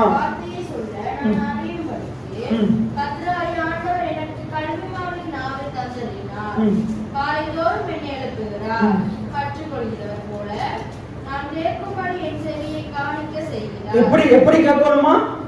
எப்படி கேட்கணுமா? கற்றுக்கொள்ளுகிறவனை போல கேட்கும்படி. எல்லாம் சொல்லுங்க, கற்றுக்கொள்ளுகிறவனை போல கேட்கும்படி. இந்த இடத்துல நம்ம என்னத்துக்கு வந்திருக்கிறோம்? பிரசிங் ஆஞ்சியை நான் அடிக்கடி பேசுகிற ஒரு வார்த்தை, பிரசிங் ஆஞ்சில செவி கொடுக்க செய்வதே நலம். ஆலயத்துக்கு என்னத்துக்கு வர்றீங்க? காணிக்கையை போட்டு ஓடுறதுக்கு, ஆராதிச்சுட்டு ஓடுறதுக்கு, சாட்சி சொல்லிட்டு போறதுக்கு. என்னத்துக்கு வரணும்? என்னத்துக்கு வரணும்? கற்றுக்கொள்ளுங்கிறதுக்கு வரணும். எத்தனை பேர் ஆமீன் சொல்றீங்க? நாங்க அழகா சொல்லுது பாருங்க, இலை படைந்தவனுக்கு சமயத்துக்கேற்ற வார்த்தைகளை சொல்ல நான் அறியும்படிக்கு ஆண்டவர் எனக்கு கல்விமானின் நாவை தந்தருளினார். காலைதோறும் என்னை எழுப்புகிறார். என்ன செய்யறாரு? இப்ப நான் உங்களுக்கு போதிக்கணுமா இருந்தா நான் என்ன செய்யணும்? காலம்பரை எழுப்போம். எப்ப காலம்பரை? 6 மணிக்கா? அதிகாலையில எழுப்போம். அதிகாலையில எழுப்புகிறவன் என்னை கண்டடைவான். அப்ப எத்தனை மணிக்கு எழுப்பணும்? காலையிலே எழுப்போம். ஆண்டுடைய வார்த்தையில தியானமா இருக்கணும், அதை ஆயத்தப்படுத்தணும். கல்விமானின் நாவுடையவனா இருக்கணும். கல்விமான போல, நல்லா படிச்சவனை போல பேசணும். ஏன் உலகத்தின் படிப்பு படிச்சிருக்கலாட்டியும் ஆண்டுடைய வார்த்தையை படிச்சு படிச்சு தேறினவனா இருக்கணும். ஒரு தீமோத்தேயுல ஒரு இடத்துல சொல்லுது, வேதத்துல தேறினவன் ஆகணும், இருந்த மாதிரி இருக்க கூடாது. தீமோத்தேயு 3:4 வாசிகள இருக்குது. வேதத்தை அறிகிற அறிவுல தேறினவன் ஆகணும். இப்ப சபைக்கு வந்து நீங்க ஒரு இத்தனை வருஷம் ஆனது பாருங்க, இன்னைக்கு நீங்க அப்ப இருந்தது காரணம் இன்னைக்கு நீங்க தேறி இருக்கும். வேதத்தை அறிகிற அறிவுல தேறினவர்களா இருக்கும். ஏன்னா தேறினவர்களா இருக்கணும். இப்ப சில பேர் சொல்றாங்க, என்ன சொல்லுவாங்க, நீங்க உங்களோட இடத்துலயும் பைபிள் ஸ்டடி மாதிரி பண்ற எடுக்கிறீங்க, உங்க ஜனங்கள் தான் படிக்கலையே, அவங்களுக்கு விளங்காது, அவங்க படிக்கிறாங்களா மாத்தோம், விளங்கி கொள்ற மாதிரி மாத்தோம். இன்னைக்கு ஆண்டவர்கள் அதை நோக்கி கொண்டு போய் கொண்டிருக்கிறார். எத்தனை பேர் ஆமீன் சொல்றீங்க? எத்தனை பேர் ஆமீன் சொல்றீங்க? அப்ப ஆண்டவர் அங்க சொல்றாரு பாருங்க, பாருங்க, கற்றுக்கொள்ளுகிறவனை போல கேட்கும்படிக்கு. எல்லாம் சொல்லுங்க, கற்றுக்கொள்ளுகிறவர்களை போல நான் கேட்கும்படிக்கு என் செவியை கவனிக்க செய்கிறார். அப்ப நீங்க ஒரு படிச்சவன் கவனிக்கிறது போல கவனிக்கணுமா இருந்தா நீங்க முதலாவது கவனிக்கணும். நீங்க கவனிக்க கவனிக்க அந்த வார்த்தைகள் உங்களுக்குள்ள வந்து அறிவை தரும். ஒரு நீதிமொழியில சொல்லுது, அறிவை தரும் வார்த்தைகளை விட்டு விலகச் செய்யும் போதனைகளை நீ கேளாதே. எல்லாம் சொல்லுங்க, அறிவை தரும் வார்த்தைகளை விட்டு விலகச் செய்யும் போதனைகளை நீ கேளாதே. எப்படிப்பட்ட போதனையை கேட்கணும்? நாங்க ஒரு போதனையை கேட்டா நாங்க அறிவடையும், நாங்க அறிஞ்சு கொள்ளணும், புதிய விஷயத்தை அறிஞ்சு கொள்ளணும், வெளிப்பாடுகளை அறிஞ்சு கொள்ளணும், சில காரியங்களை அறிஞ்சு கொள்ளணும். எத்தனை பேர் ஆமீன் சொல்றீங்க? இப்ப பிரசங்கத்தை கேட்கறது மூலமா என்ன செய்யறோம்? ஒரு புதிய காரியத்தை வெளிப்பாடு அறிந்து கொள்றோம். அப்ப என்ன செய்யணும்? நாங்க கற்றுக்கொள்ளுகிறவனை போல கேட்கணும். இந்த இடத்துல நீங்க உங்களை ஆராய்ந்து பாருங்க. நீங்க பிரசங்கம் கேட்கறீங்க, இவ்வளவு பேர் கேட்டுக்கொண்டிருக்கிறீங்க, எத்தனை பேர் கற்றுக்கொள்ளுகிறவனை போல கேட்கறீங்க? இப்ப இவ்வளவு நேரம் 1/2 மணி நேரம் பேசி இருக்கிற எத்தனை பேர் ஒரு நிறைய விஷயத்தை கற்றுக்கொண்டிருக்கிறீங்க? எத்தனை பேர் கற்றுக்கொண்டிருக்கிறீங்க? கற்றுக்கொள்ளுகிறவனை போல நீங்க என்ன செய்யணுமா? கேட்கணும். கற்றுக்கொள்ளுகிறவனை போல கேட்கணுமா? நான் என்ன செய்யணும்? ஜனங்கள் கற்றுக்கொள்ளுகிற மாதிரி கற்றுக் கொடுக்கணும். அடுத்த வசனத்தை வாசிங்க. கர்த்தராகிய ஆண்டவர் என் செவியை திறந்தார். எல்லாம் சொல்லுங்க, கர்த்தராகிய ஆண்டவர் என் செவியை திறந்தார். என் செவியை திறந்தார். கடவுள் நிறைய பேருடைய செவியை, மந்தமான செவியை திறக்கும். திறந்தவங்க கேட்பாங்க. இன்னைக்கு ஏன் நிறைய பேர் கேட்கறாங்க? இல்ல, செவிகள் திறக்கப்படல. அப்ப கர்த்தராகிய ஆண்டவர் என் செவியை திறந்தார். நான் எதிர்க்கவும் இல்லை, நான் பின்வாங்கவும் இல்லை. என்ன செய்யவில்லை? எதிர்க்கவும் இல்லை. செவி கொடுக்கிறவன் என்ன செய்ய மாட்டான்? எதிர்த்து நிற்க மாட்டான், பின்வாங்க மாட்டான். அதுக்கு அடுத்து சொல்லுது பாருங்க, அடிக்கிறவனுக்கு என் முதுகையும் தாடை மயிலை பிடுங்குகிறவனுக்கு என் தாடைகளை ஒப்பு கொடுத்து அவமானத்துக்கும் முன்னீருக்கும் என் முகத்தை மறைக்கவில்லை. கர்த்தராகிய ஆண்டவர் எனக்கு துணை செய்கிறார், ஆகையால் நான் வெட்கப்படேன். நான் வெட்கப்பட்டு போவதில்லை என்று அறிந்திருக்கிறேன். ஆதலால் என் முகத்தை கற்பாறையை போலாக்கினேன். என்னை நீதிமானாக்குகிறவர் சமீபமா இருக்கிறார். பாருங்க, ஆண்டவர் தீர்க்க தரிசனமா சொல்றாரு. இயேசு கிறிஸ்துவினுடைய கல்வாரி சிலுவையில நடக்க போறது மூலமா நடக்க போற காரியத்தை தீர்க்க தரிசனமா சொல்றார். அங்க சொல்றாரு பாருங்க, என்னை நீதிமானாக்குகிறவர் எனக்கு சமீபமா இருக்கிறார். இயேசு உலகத்துல பிறந்து மரிக்கிறதுக்கு 100 ஆண்டுகளுக்கு முன்னுக்கு, எத்தனை ஆண்டுகளுக்கு முன்னுக்கு? 800 ஆண்டுகளுக்கு முன்னுக்கு தீர்க்க தரிசனம் உரைத்தவர் தான் ஏசாயா. அப்ப இயேசு பிறந்து மரித்து அடக்கம் பண்ணப்பட்ட உயிரோடு எழும்புறதுக்கு பிறகு அப்ப நடக்க போறது தீர்க்க தரிசனமா சொல்றாரு, இனி நீதிமான் ஆக்குகிற ஆண்டவர் எனக்கு சமீபமா இருக்கிறார். இன்னைக்கு நான் உங்களுக்கு சொல்றேன், உங்களை நீதிமான் ஆக்கின ஆண்டவர் உங்களுக்குள்ள இருக்கிறார். என்னை நீதிமான ஆக்கின ஆண்டவர் எனக்குள்ள இருக்கிறார். எத்தனை பேர் ஆமீன் சொல்றீங்க? என்னை அவர் வெட்கப்பட விட மாட்டார், என்னை அவர் இலச்சை அடைய விட மாட்டார், நான் நிந்தனை அடைய விட மாட்டார். அவர் அதிலிருந்து என்னை மீட்டெடுப்பார், என் தலையை நூற பண்ணுவார். எத்தனை பேர் ஆமீன் சொல்றீங்க? அவர் என்னை வெட்கப்பட விட மாட்டார். எல்லாம் சொல்லுங்க, அவர் என்னை வெட்கப்பட விட மாட்டார், நான் அவமானப்பட விட மாட்டார், என் தலை குனிய விட மாட்டார், என் தலைகளை நிமிர பண்ணுவார். எத்தனை பேர் ஆமீன் சொல்றீங்க? அப்போதை பார்த்து உச்சிதமான கோதுமையினால் என்னை போஷிப்பார், கண்மலையின் தேடினால் என்னைய திருப்தியாக்குவார். யாரை போஷிப்பாரு? யாரை திருப்தியாக்குவாரு? அங்க பார்த்தோம், யாரை போஷிப்பாரு? செவி கொடுக்கிறவனை போஷிப்பார், செவி கொடுத்து அந்த வழியில நடக்கிறவனை திருப்தியாக்குவார், போஷிப்பார். இங்க என்ன சொல்லப்படுது? கற்றுக்கொள்ளுகிறவனை போல கேட்கிறவனை ஆண்டவர் வெட்கப்படுத்த விட மாட்டார். அப்ப கேட்காதவனை அவன் வெட்கம் அடைவான். ஆண்டு சத்தியத்துக்கு கேட்காதவன் நல்லா உழைக்கலாம், நிறைய காசு இருக்கலாம், ஆனா அவமானப்படுவான், வெட்கப்படுவான். ஆனா கற்றுக்கொள்கிறவனை போல சத்தியத்தை கேட்கிற பிள்ளைய கர்த்தர் அவன் குறைவுல இருந்தாலும் தாழ்வுல இருந்தாலும் அவனை வெட்கப்பட விட மாட்டான். அவனை தாழ்வுல இருந்து உயர்த்துவார், குறைவுல இருந்து உயர்த்துவார். எத்தனை பேர் ஆமீன்னு சொல்றீங்க? ஆகையினால எது முக்கியம்னு கேட்டா, உங்களுடைய வாழ்க்கையில நீங்க போஷிக்கப்படணுமா, உடுத்து வைக்கப்படணுமா, நீங்க நல்லா திருப்தியா புசிக்கணுமா, திருப்தியா இருக்கணுமா, சம்பூர்ணமா வாழணுமா, வெட்கம் இல்லாம மற்றவர்களுக்கு முன்னுக்கு தலை உழுந்து வாழாம தலை நிமிர்ந்து வாழணுமா? ஆண்டுடைய வார்த்தையை கேளுங்க, ஆண்டுடைய வார்த்தையை நாடுங்க. உங்களுடைய செவிகளை கற்றுக்கொள்ளுகிறவனை போல ஆண்டுடைய வார்த்தையை கேட்கறதுக்கு ஒப்பு கொடுங்க. உங்களுடைய காது ஆண்டுடைய வார்த்தையை கேட்கட்டும். துன்மார்க்கனுடைய ஆலோசனையை கேட்டுக்கொண்டிருக்காருங்க, பாவிகளுடைய வழியில நடக்கிறவங்களா இருக்காதுங்க. பரியாசக்காரனோடு இருந்து அவருடைய வார்த்தைகளை கேட்டு நீங்களும் பரியாசம் பண்ணி கொண்டிருக்காதீங்க. ஆண்டுடைய சத்திய வார்த்தைகளை, திவ்ய வார்த்தைகளை கேட்கிற பிள்ளைகளா இருங்க. கேட்கறது உங்களுடைய இருதயத்தை தானியேலை போல சாலமோனை போல செட் பண்ணுங்க. எத்தனை பேர் ஆமீன்னு சொல்றீங்க? செட் பண்ணுங்க. அடுத்த வருஷம் நீங்க அதான் செய்யணும். தவறாம ஆண்டுடைய வார்த்தைகளை கேட்கணும், போதனைகளை கேட்கணும். கேட்கறதுக்கு எத்தனை மணிக்கு வரணும்? 7:30 ஆராதனை எத்தனை மணிக்கு வரணும்? 7:30க்கே வரணும், 7:30க்கு முன்னுக்கே வரணும், 7:25க்கே வரணும்.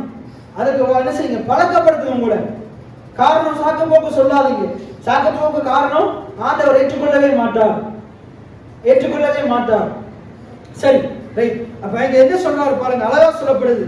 ஆண்டவர் நம்மளை நீதிமானாக்குகிறவர் சமீபமா இருக்கிறார், என்னோடு வழக்காடுகிறவர் யார்? ஏகமாய் நிற்போமாக. யார் எனக்கு எதிராளி? அவன் இடத்தில் வரட்டும். இதோ கர்த்தராகிய ஆண்டவர் எனக்கு துணை செய்கிறார். எல்லாம் சொல்லுங்க, கர்த்தராகிய ஆண்டவர் எனக்கு துணை செய்கிறார். யார் எனக்கு எதிராக வந்தாலும் எனக்கு துணை செய்கிற கர்த்தர் என்னோடு கூட இருக்கிறார். யார் எனக்கு எதிராக வந்தாலும் என்னோடு கூட இருக்கிற கர்த்தர் பெரியவரா இருக்கிறார், அவர் என்னை தப்புவிப்பார். எத்தனை பேர் ஆமீன் சொல்றீங்க? அடுத்த வருஷத்துல எவ்வளவு பெரிய பிரச்சனை வரட்டும், எவ்வளவு பெரிய சூழ்நிலை வரட்டும், எவ்வளவு பேர் எதிராக பேசுகிறவங்க வரட்டும், எவ்வளவு பேர் நம்ம நிந்திக்கிறார்கள் வரட்டும், நீங்க இன்றைக்கே சொல்லுங்க, எவ்வளவு பெரிய ஆள் வந்தாலும் என்னோடு இருக்கிறவர் பெரியவர், அவர் எனக்கு துணை செய்வார், அவர் எல்லாவற்றையும் பார்த்துக் கொள்வார், அவர் என்னை வெட்கமடைய விட மாட்டார், நான் இலட்சியடைய விட மாட்டார், நான் தளர்ந்து போக விட மாட்டார், என்னை தலைநிமிர பண்ணுவார். எத்தனை பேர் ஆமீன் சொல்றீங்க? அப்ப எப்பயுமே இப்படிப்பட்ட விசுவாசம் உடையவங்களா வாழணும். இப்படிப்பட்ட விசுவாசம் வரணும்னா ஒவ்வொரு ஞாயிற்றுக்கிழமை வந்து போதனையை கேட்கணும்.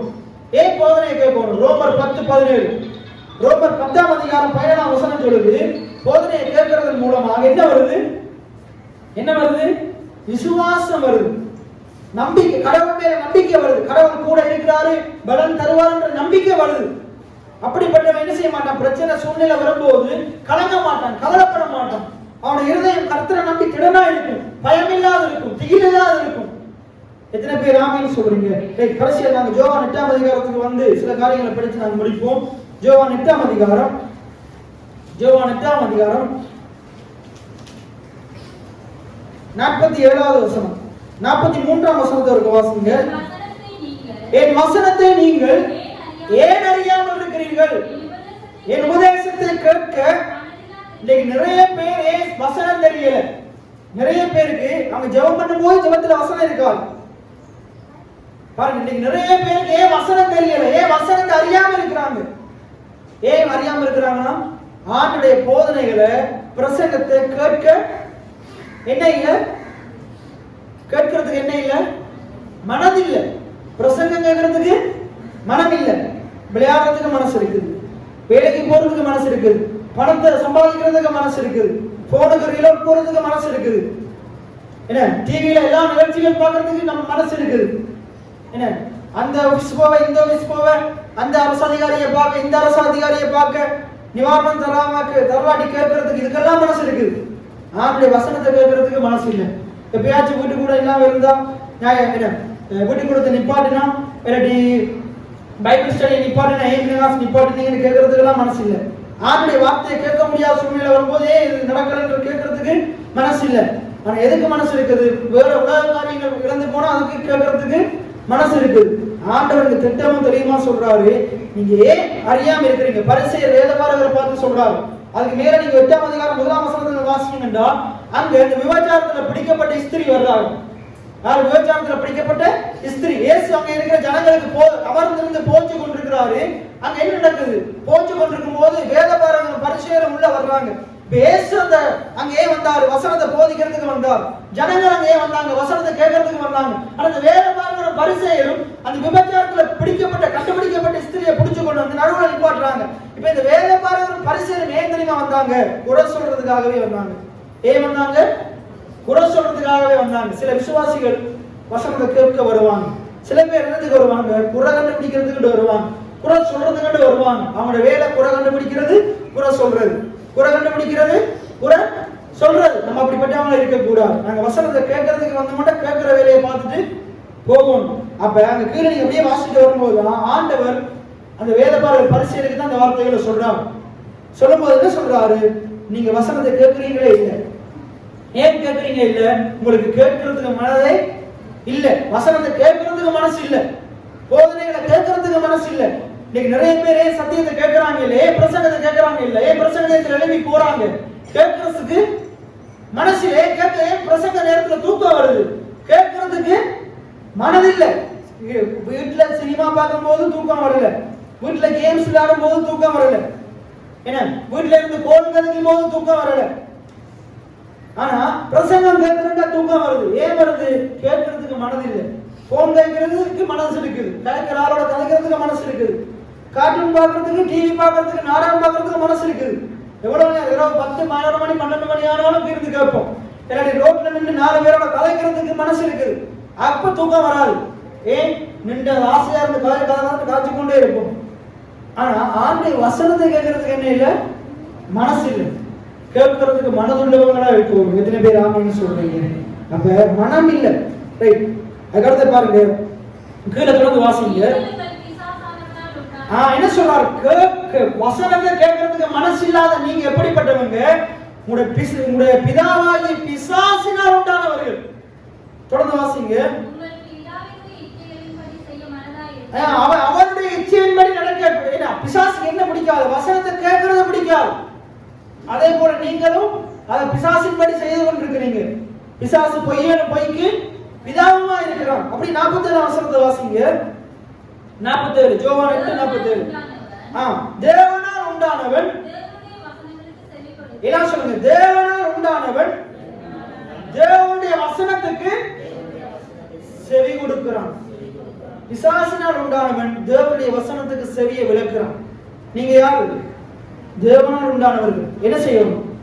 தேவனுடைய வசனத்துக்கு செவி கொடுக்கணும். என்ன சொல்லுங்க? தேவனுடைய வசனத்துக்கு செவி கொடுக்கணும். எத்தனை பேர் செவி கொடுப்பீங்க? இந்த வருஷம் நிறைய பேர் உதாசீனப்படுத்தி இருக்கலாம். அடுத்த வருஷம் அதை உதாசீனப்படுத்தாதீங்க. செவி கொடுக்கிற பிள்ளைகளா இருங்க. பைபிள் சொல்றது செவி கொடுக்க சேர்வதே நல்லது, செவி கொடுக்க சேர்வதே நலம். உங்களுக்கு எது தெரியுமா நல்லது? இருக்கிற ஆணுக்கோ பெண்ணுக்கோ, நீங்க எந்த வேலை செய்யறாங்களா இருக்கலாம், எத்தனை வயது நிறைந்த ஆக்களா இருக்கலாம், சிறியவங்களா இருக்கலாம், பெரியவங்களா இருக்கலாம், யாரா இருக்கலாம், செவி கொடுக்கிற பழக்கம் இல்லாட்டி, பைபிள் சொல்றது நீ செவி கொடுக்க உனக்கு இஷ்டம் இல்லாட்டி நீ ஜெபிக்கிற ஜெபம் அருவருப்பானது. வேதத்தை கேளாதபடிக்கு தன் செவியை விளக்குகிறவருடைய ஜெபம் அருவருப்பானது. ஆண்டுடைய வார்த்தையை கேட்காம, பிரசங்கத்தை கேட்காம நீ இருந்து வீட்டுல எவ்வளவு நேரம் ஜெபிச்சாலும் அந்த ஜெபத்தை ஆண்டவர் அருவருக்கிறார், அங்கீகரிக்கவே மாட்டார். ஆனா வார்த்தையை கேட்டு நீ இன்னும் அதிகமா ஜெபிச்சு பாரு, கடவுளுடைய ஜெபத்தை அங்கீகரிப்பார், இந்த ஜெபத்தை கேட்பார், அதை பிரியமா எடுத்துக்கொள்வார்.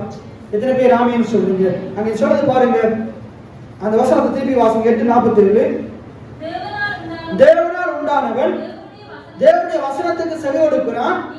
நீங்கள் தேவனால் உண்டாகிறாதபடினால் செவி விடாமல் இருக்கிறீர்கள். இன்னைக்கு நம்முடைய சபையில நிறைய பேர் ஏன் தெரியுமா செவி கொடுக்கறதே இல்ல, ஏன் தெரியுமா பிரசங்கத்துல இருக்கிறது இல்ல. அவங்க தேவனால் உண்டானவர்கள் அல்ல, அவங்களுக்குள்ள பாவமும் பாவத்தை உண்டு பண்ணின பிசாசும் குடிகொண்டு இருக்கிறான். ரைட். அப்படியே 55ஆம் வசனத்தை வாசிங்க. 55ஆம் வசனம், ஆயினும் நீங்கள் அவரை அறியவில்லை, நான் அவரை அறிந்திருக்கிறேன். நான் அவரை அறியேன் என்று சொல்வேனாகில் பொய்யனா இருப்பேன். அவரை நான் அறிந்தும் அவருடைய வார்த்தையை பாருங்க. அவர் இயேசு சொல்றாரு, நான் அவரை அறிந்திருக்கிறேன். எப்படி அறிந்திருக்கிறேனா? அவருடைய வார்த்தையை கேட்டு அதை கை கொள்றதுனால நான் அவரை அறிந்திருக்கிறேன். நீங்க அவரை அறிந்து கொள்ளவில்லை. இயேசுவுக்கு என்ன தெரியுது பாருங்க. இயேசுவுக்கு நான் யாருன்னு தெரியுது, நான் ஒளின்னு தெரியுது, நான் தேவனிடத்துல இருந்து வந்தேன்னு தெரியுது, நான் தேவனுடைய குமாரன்னு தெரியுது, நானும் தேவனும் ஒன்றா இருக்கிறோம்னு தெரியுது. இன்னைக்கு உங்களுக்கு தெரியுமா நீங்க யாருன்னு உங்களுக்கு தெரியுமா? நீங்க நீதிமான்களா இருக்கிறீங்க, நீங்க தேவனுடைய பிள்ளைகளா இருக்கிறீங்க. அப்ப நீங்க என்ன செய்யணும்? நீங்க தேவனிடத்திலிருந்து வந்தவர்கள், நீங்க தேவனால பிறந்தவர்கள், நீங்க உலகத்தை ஜெயிக்கிறவர்கள். தேவனால் பிறந்தவனும் உலகத்தை ஜெயிப்பான். என்ன சொல்லுங்க? தேவனால் பிறந்த நான் உலகத்தை ஜெயிப்பேன், சூழ்நிலைகளை ஜெயிப்பேன், கடனை ஜெயிப்பேன், வியாதியை ஜெயிப்பேன், குறைவுகளை ஜெயிப்பேன். எத்தனை பேர் ஆமென் சொல்றீங்க? தேவனால் பிறந்தவனுக்கு குறைவில்லை, குறையவன் அடைய முடியாது. அவன் திருப்தியா இருப்பான், அவன் நல்லா போஷிக்கப்படுவான், அவன் நல்லா உடுத்துவிக்கப்படுவான், அவன் தேவனுடைய சத்தத்தை தொடர்ந்து கேட்டுக்கொண்டே இருப்பான், அவன் செவி கொடுத்து கொண்டே இருப்பான். எத்தனை பேர் ஆமென் சொல்றீங்க? அப்ப இந்த யோவான் புத்தகம் முழுவதும் இந்த செவி கொடுக்கறத பத்தி நிறைய இருக்குது. அப்படியே கடைசியா 31 32 யோவான் 8 31 32 வாசிங்க. யோவான் 8 32. ரைட். இயேசு தம்மை விசுவாசித்த யூதர்களை நோக்கி, நீங்கள் உபதேசத்தில் நிலைத்திருந்தால் மெய்யாகவே என் சீஷராய் இருப்பீர்கள், சத்தியத்தை அறிவீர்கள், சத்தியம் உங்களை என்ன சொல்றாரு? உபதேசத்திலே நிலைத்திருந்தால். விசுவாசிக்கிற யூதர்களை நோக்கி. எத்தனை பேர் இயேசுவை விசுவாசிக்கிறீங்க? எத்தனை பேர் உண்மையா விசுவாசிக்கிறீங்க? எத்தனை பேர் விசுவாசிக்கிறீங்க? நீங்க உண்மையா விசுவாசிப்பீங்களா இருந்தா உபதேசத்தை கேட்பீங்க, அதுல நிலைத்திருப்பீங்க. உபதேசத்தை கேட்பீங்க, அதுல நிலைத்திருப்பீங்க. அடுத்த வருடம் தவறாம ஒவ்வொரு நாளும் இங்க நடக்கிற உபதேசங்களை கேட்பீங்க, நிலைத்திருப்பீங்க. உபதேசத்தை கேட்பீங்க, நிலைத்திருப்பீங்க. நீங்க நிலைத்திருக்க உபதேசத்தை கேட்டு அதுல நிலைத்திருப்பீங்களா இருந்தா நீங்க தேவன் சீஷர்கள்லாம் தேவனை பின்பற்றுகிறவங்க. நீங்க உபதேசத்தை கேட்காம அதுல நிலைத்திருக்கலாட்டி நீங்க வேற உலக காரியங்களை பிசாசை பின்பற்றுகிறவங்க, பிசாசினுடைய காரியங்களை பின்பற்றுகிறவங்க. தேவனை பின்பற்றுறவங்க தேவனுடைய வார்த்தையை கேட்பாங்க, அதன்படி நடப்பாங்க. பிசாசை பின்பற்றுறவங்க தேவனுடைய வார்த்தையை கேட்க மாட்டாங்க, அதன்படி நடக்கவும் மாட்டாங்க. மாறாக பிசாசுடைய வார்த்தைகளை கேட்டு அதன்படி நடந்து அழிந்து போகிறவங்களா இருப்பாங்க. ஆகையால ஆண்டவர் நமக்கு என்ன சொல்றாருன்னா, தேவனுடைய வார்த்தையை கேளுங்க, உபதேசத்தை கேளுங்க, சத்தியத்தை கேளுங்க. இந்த சத்தியம் தான் உங்களுக்கு விடுதலை ஆகும். இந்த சத்தியம் தான் உங்களுக்கு வாழ்க்கைக்கு தேவையான எல்லா பதில்களையும் கொண்டு வரும். எத்தனை பேர் ஆமீன் சொல்றீங்க? இன்னும் நிறைய இருக்குது. எரேமியா 22:29 சொல்லுது, தேசமே தேசமே தேசமே கர்த்தருடைய வார்த்தையை கேள், கர்த்தருடைய வார்த்தையை கேள். நீதிமொழி முழுவதும் சொல்றார், என் மகனே ஆண்டுடைய வார்த்தையை கேளு, என் மகனே தேவனுடைய வார்த்தையை கேளு. 3 யோவான் 1:4 சொல்லுது, என் பிள்ளைகள் சத்தியத்தில் நடக்கிறார்கள் என்று நான் கேள்விப்படுகிற சந்தோஷத்திலும் அதிகமான சந்தோஷம் எனக்கு வேற ஒன்றுமே இல்லையா. ஆண்டவருக்கு எது நம்ம பிரியும்? ஆண்டுடைய ஊழியக்காரர்களுக்கு எது நம்ம பிரியும்? ஆண்டுடைய பிள்ளைகள், விசுவாச பிள்ளைகள் ஆண்டுடைய வார்த்தையை கேட்டு அதன்படி நடக்கும். அதை விட பெரிய சந்தோஷம் ஒன்றுமே இல்லை. நீங்க பெரிய வீடு கட்டுறதை விட, நீங்க பெரிய கார் வாங்குறதை விட, நீங்க பெரிய பைக் வாகனங்கள் வாங்குறதை விட, நீங்க நல்ல உயர்தரமான வஸ்திரத்தை வாங்குறதை விட, நீங்க நல்லா சாப்பிடுறதை விட எனக்கு அதெல்லாம் சந்தோஷம். நீங்க அப்படி வியாபாரம் பண்ண நான் விரும்புறேன். எத்தனை பேர் ஆமீன்னு சொல்றீங்க? அதை விட எனக்கு எது தெரியுமா என்னைய பிரியப்படுத்தும்? எதிரிமா பிரியப்படுத்தும்? நீங்க அதிகமா ஆண்டுடைய வார்த்தையை கேட்கிறீங்கன்ற செய்தி எனக்கு இந்த காதுக்கு வருமா இருந்தா அதுதான் என்னைய பிரியப்படுத்தும். எத்தனை பேர் ஆமீன்னு சொல்றீங்க? நீங்க உலகத்துல எவ்வளவு பெரிய சாதனை சாதிக்கலாம், என்ன உங்களுக்கு பிள்ளைகளை நல்ல இடத்துல திருமணம் முடிச்சு வைக்கலாம், அதெல்லாத்தையும் விட அதெல்லாம் முக்கியம், நல்லது. ஆண்டவர் அதை செய்ய சொல்றார். நீங்க ஆண்டுடைய வசனத்தை கேட்டாங்க அப்படி உயர்த்துவார். ஆனா அது எல்லாவற்றையும் விட எது என்னை சந்தோஷப்படுத்தும்டா, எது உங்களுடைய ஆவிக்குரிய தகப்பனை சந்தோஷப்படுத்தும்டா, அவருடைய பிள்ளைகள் சத்தியத்துல நடக்கிறார்கள். அப்ப இன்னைக்கு தகப்பன் தாய்மாருக்கு சொல்றேன், நீங்க சத்தியத்துல நடக்கணும். உங்களுக்கு எது உங்களோட பிள்ளை எப்படி ஆகிறது மிகுந்த சந்தோஷமா இருக்கு. அவன் நல்ல ஒரு இடத்துல திருமணம் முடிச்சு வைக்கும், நல்ல ஒரு வேலை செய்யும், நல்ல வாகனம் வாங்கணும், நல்லா உடுத்தணும், சாப்பிடணும், ஒரு குறையும் இல்லை. உங்களுக்கு எது சந்தோஷமா இருக்கணும் தெரியுமா? இதை பார்க்கிறோம் என் புள்ள சத்தியத்தில் நடக்கிறான்றதை கேள்விப்படும் போது அது உங்களுக்கு சந்தோஷமா இருக்கும். ஏசாயா 54 ஆண்டு சொல்றார், என்ன உன் பிள்ளைகள் கர்த்தரால் என்ன செய்யப்பட்டிருப்பாங்க, போதிக்கப்பட்டிருப்பாங்க. எல்லாரும் இடத்துல எல்லாரும் கர்த்தரால கர்த்தருடைய வார்த்தையினால போதிக்கப்பட்டவங்களா இருக்கும். எத்தனை பேர் ஆமேன்னு சொல்றீங்க? ஆண்டுடைய வசனம் உடம்புல இல்லாம உங்களுக்கு பெரிய காசு பணம் எல்லாம் இருந்த ஒரு பிரயோஜனமும் இல்லை. அந்த ஐஸ்வர்யம் உள்ள வாலிபான போடலாம். ஆனா ஆண்டுடைய வசனம் உள்ள இருக்குமா இருந்தா ஆண்டவர் உங்களை ஆபிரகாம போல உங்களை உயர்த்தி வைப்பார். ஆபிரகாம்கிட்ட எல்லாம் இருந்தது, அவனுக்கு எல்லாத்த விட யார் முக்கியமா இருந்தா? கர்த்தர் தான் முக்கியமா இருந்தார். நான் என்ன சொல்றேன்டா, கர்த்தர் உங்களுக்கு முக்கியமானவரா இருப்பாரா இருந்தா, உங்களுக்கு முதன்மையானவரா இருப்பாரா இருந்தா, கர்த்தரை நீங்க முதலாவது வைப்பீங்களா இருந்தா ஆபிரகாம போல நீங்க ஆசீர்வதிக்கப்பட்ட பிள்ளைகளா இருப்பீங்க. ஆண்டவர் உங்களை எல்லாவற்றிலும் உங்களை உயர்த்துவார், உங்களை தப்புவிப்பார், அவர்களுக்கு ஏற்ற வேளையில் உங்களுக்கு ஒத்தாசை அனுப்புவார். எத்தனை பேர் ஆமீன்னு சொல்றீங்க? கடைசியா இன்னொரு வசனம் 1 தெசலோனிக்கேயர் 2:13. 1 தெசலோனிக்கேயர் 2:13. 1 தெசலோனிக்கேயர் 2:13. ஆகையால் நீங்கள் தேவ வசனத்தை கேட்டு எங்களாலே கேள்விப்பட்டு ஏற்றுக்கொண்ட போது அதை மனுஷர் வசனமாக ஏற்றுக்கொள்ளாமல் தேவ வசனமாக ஏற்றுக்கொண்டதினால் நாம் இடைவிடாமல் தேவனுக்கு ஸ்தோத்திரம் செலுத்துகிறோம். அது மெய்யாகவே தேவ வசனம் தான். விசுவாசிக்கிற உங்களுக்குள்ளே அது பலன் செய்கிறது. இப்ப நீங்க கேட்கறீங்க வார்த்தை, இதை நீங்க என்னுடைய மானசீகமான வார்த்தையை கேட்காம அப்படி நீங்க ஏற்றுக்கொள்ளாம இது தேவனிடத்திலிருந்து வருது, இந்த தேவன் எனக்கு போதிக்கிறார், எனக்கு இந்த போதகர் மூலமா தேவன் போதிக்கிறார் அப்படின்னு நீங்க ஏற்றுக்கொள்வீங்களா இருந்தா இந்த வசனம் என்ன செய்யுமா, இந்த தேவ வசனம் என்ன செய்யுமா, உங்களுக்குள்ள வந்து உங்களுக்குள்ள உங்களை பலன் செய்கிறதா இருக்குது. எத்தனை பேர் ஆமேன்னு சொல்றீங்க? தேவ வசனம் நம்மளை பலப்படுத்துது, ஆண்டுடைய வசனம் நம்மளை பலப்படுத்துது. ஒவ்வொரு ஞாயிற்றுக்கிழமை வந்து வசனத்தை கேட்கணும். ஒவ்வொரு நாளும் ஆண்டுடைய வார்த்தை, நீங்க சாப்பிடுற 3 வேளை சாப்பிடுற உணவை காட்டிலும் ஆண்டுடைய வார்த்தை உங்களை அதிகமா பலப்படுத்துது, அதிகமா பலப்படுத்துது. ஆண்டு பைபிள் என்ன சொல்றது? என்னை பலப்படுத்துகிற கிறிஸ்துவினாலே எல்லாவற்றையும் செய்ய எனக்கு. அப்ப எல்லாவற்றையும் செய்கிற பலன் உங்களுக்கு வரணுமா? நீங்க அப்ப நீங்க பலப்படுத்தப்படணும். நீங்க பலப்படுத்தப்படணுமா? நீங்க சத்தியத்தை கேட்கணும், நீங்க சத்தியத்தை அறியணும். எத்தனை பேர் ஆமீன்னு சொல்றீங்க? நிறைய பேர் பலனற்றவங்களா இருக்கிறாங்க, பலனற்றவங்களா இருக்கிறாங்க. ஏன்? சத்தியத்தை கேட்காததுனால. என்னை பலப்படுத்துகிற கிறிஸ்து, உங்களை பலப்படுத்துகிற கிறிஸ்து உங்களை எப்படி பலப்படுத்துறாரு?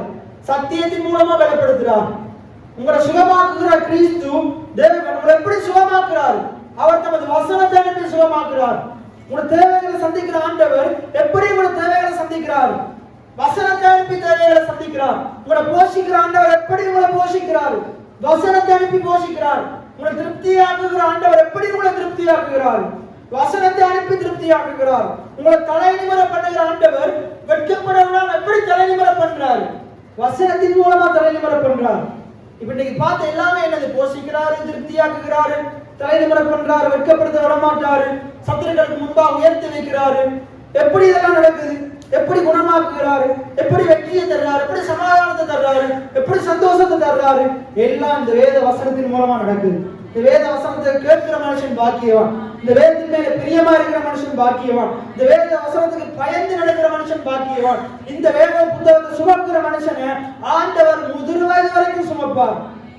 உங்களோட வாழ்க்கையில இந்த வேத வசனத்துக்கு முக்கியத்துவத்தை கொடுங்க. பிரசங்கத்தை கேட்கறதுக்கு முக்கியத்துவத்தை கொடுங்க. அசட்டை பண்ணாதீங்க, பரியாசம் பண்ணாதீங்க. ஓய்வு நாள பரிசுத்தமா ஆசிரியங்க.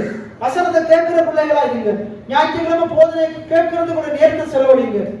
எங்க நீங்க வேலைக்கு போயிருந்தாங்க 5-6 பிள்ளைகள் குழம்புல வேலை செய்யறாங்க, அவங்களுக்கும் நான் சொல்றேன், அங்க இருக்கிற பக்கத்துல இருக்கிற சேர்ச்சுக்கு போய் வசனத்தை கேளுங்க. போன நொண்டி கொண்டு இருக்காங்க. இல்லாட்டி வீட்டை வந்து என்ன செய்ய, இங்க நடக்கிற பிரசங்கத்தை நம்ம போடுறோம், அதையும் கேளுங்க. நீங்க கேம்ஸ் விளையாடுங்க, எல்லாம் செய்யுங்க. நான் என்ன சொல்றேன், அதுக்கு நேரத்தை செலவழிக்கிறத காட்டிடும் வசனத்தை கேட்கறதுக்கு நேரத்தை செலவழிங்க. சேர்ச்சுக்கு போகும்போது பைபிள் எடுத்துட்டு போங்க, பைபிள் எடுத்துட்டு போங்க. போன்ல பார்க்கலாம்னு போவாதீங்க. ஆண்டுடைய வசனத்துக்கு நீங்க இந்த வேத புத்தகத்தை நீங்க சுமப்பீங்களா இருந்தா, அதாவது இருதயத்துல வைப்பீங்களா இருந்தா, ஆண்டவர் உங்களை இந்த இடம் உங்களை உயர்த்துவார்ன்றதை நீங்க ருசி பார்ப்பீங்க. இதை நீங்க அவமானப்படுத்துவீங்க, கனகீனப்படுத்துவீங்களா இருந்தா, ஆண்டுடைய போதனைகளை கேட்காம அசுத்த பண்ணுவீங்களா இருந்தா, ஆண்டவர் என்ன சொல்றாரு? உங்களுடைய இருதய கடினத்தின் நிமித்தம் உங்களை விட்டுருவார். நான் யாரையும் கேட்க மாட்டேன். ஏன் பைபிள் கொண்டு வரலன்னா நான் கேட்க மாட்டேன். அடுத்த கிழமை கேட்டு தனியை கேட்டுக்கொண்டு இருக்க மாட்டேன். ஆண்டுடைய வசனத்தை கேட்டு அதன்படி நடக்கிற பிள்ளைகளா இருக்க கர்த்தர் உங்களை உயர்த்துவார். எத்தனை பேர் ஆமேன்னு சொல்லுங்க. அப்ப இந்த வருடம் எத்தனை பேர் நீங்க ஆண்டுடைய வார்த்தையை உண்மையா கேட்டீங்களோ தெரியாது. எத்தனையோ ஒரு போதனைகள் நிறைய பேர் மிஸ் பண்ணி இருக்கிறீங்க. அந்த நான் சொல்றேன், அடுத்த வருஷம் உண்டையும் மிஸ் பண்ணாதீங்க. ஞாயிற்றுக்கிழமை ஒரு நாள் கூட மிஸ் பண்ணாதீங்க. எவ்வளவு பெரிய வேலை இருக்கட்டும், தலைக்கு மேல வேலை இருக்கட்டும், நீங்க செத்த வீடு காரணமா கொண்டாட்டி வீடு காரணமா வெளியிடங்களை கூடி போயிருக்கட்டும், அங்க போயிட்டு தவறாம ஆலயத்துக்கு போங்க. ஞாயிற்றுக்கிழமை ஒரு ஞாயிற்றுக்கிழமையும் தவற விடாதீங்க. வசனத்தை கேட்கறதுக்கு நாடுங்க, வசனத்தை மேல பிரியமா இருங்க. எத்தனையோ தொலைகள் வந்தாலும் ஆண்டுடைய வார்த்தையின் மேல தாகமா இருங்க. எதுவும் நீங்க ஆண்டுடைய வார்த்தையை கேட்கறது எதுவும் தடை பண்ண கூடாது. தானியேலை போல உடைய இருதயத்தை செட் பண்ணுங்க. எதுக்கு செட் பண்ணுங்க? வசனத்தை விளங்கி கொள்ற மாதிரி கேட்கறதுக்கு செட் பண்ணுங்க. கற்றுக்கொள்ளுகிறவனை போல கேளுங்க. முடிஞ்சா பைபிள் ஸ்டடிக்கு வாங்க. பைபிள் ஸ்டடி நடக்குது. ஏன்னா செவ்வாய்க்கிழமை இந்த கிழமை நடக்கும், செவ்வாய்க்கிழமை 8 மணிக்கு நடக்கும். ஏன்னா உங்களுக்காகத்தான், உங்களோட வேலையெல்லாம் முடிஞ்சு நீங்க வரணும்ன்றதுக்காக தான் டைமை மாத்தி இருக்குது. அப்ப என்ன செய்யுங்க? வந்து ஆண்டுடைய வார்த்தையை குடும்பமா வந்து கேளுங்க. ஆண்டு உங்களை உயர்த்துவார். எத்தனை பேர் ஆமைன்னு சொல்லுங்க. அப்ப இந்த வருஷம் முழுவதும் எத்தனை பேர் ஆண்டு சுமந்து வந்திருக்கிறார்? எத்தனை பேர் ஆண்டு சுமந்து வந்திருக்கிறார்? எத்தனை பேர் கையின் பிரயாசத்தை ஆசீர்வதித்தார்? எத்தனையோ கடன் பிரச்சனை விடுவித்தாரா இல்லையா? போஷித்தாரா இல்லையா? தாவத்தை தீர்த்தாரா இல்லையா? இந்த வருடம் இதெல்லாம் செய்த ஆண்டவர் இந்த பாக்கியம் அதிகமா அடுத்த வருஷம் செய்வார். நீங்க செய்ய வேண்டிய ஆண்டுடைய வார்த்தையை கேட்கிறது, அதன்படி நடக்கிறது. அப்படி நாங்கள் அனைவரும் எழுந்திருந்து ஒரு பாடலை பாடி நாங்கள் ஆண்டுடைய நாமத்தை மகிமைப்படுத்த போகிறோம். சாலமோனை போல நாங்களும் கேட்க போறோம். ஆண்டவரே, உடைய வசனத்தை கேட்கறதுக்குரிய இருதயத்தை எனக்கு தாங்க. கேட்டு உணர்ந்து கொள்ளுகிற ஒரு இருதயத்தை தாங்க. கடந்து வந்த பாதையை நான் பார்க்கிறேன், ஏன் சுமந்து வந்ததை நான் உணர்கிறேன். சொல்லுவோமா? கடந்து வந்த பாதையை நான் பார்க்கிறேன், ஏன் சுமந்து வந்ததை நான் உணர்கிறேன். என் தந்தை நீரே, என் தந்தை நீரே, ஏன் சுமந்து வந்த தெய்வம் நீரே. சொல்லுவோம், என் தந்தை நீரே, என் தந்தை நீரே, என் தந்தை நீரே, என் சுமந்து வந்த தெய்வம் நீரே. இதுவரை நடத்தினீர், இனியும் நடத்துவீர். யெகோவாவே, பார்த்து கொள்வீர். விசுவாசத்தோடு வாயிலை திறந்து, இதுவரை நடத்தினீர், இனியும் நடத்துவீர். யெகோவாவே, பார்த்து கொள்வீர். யெகோவாவே, யெகோவாவே, என் தேவையாவும் நீர் சந்திப்பீர். யெகோவாவே, யெகோவாவே, என் தேவையாவும் நீர் சந்திப்பீர். வனாந்திரத்தில் வயல்வெளியை நீர் காட்டினீர், வறண்ட நிலத்தில் நீரூற்றை நீர் காட்டினீர்.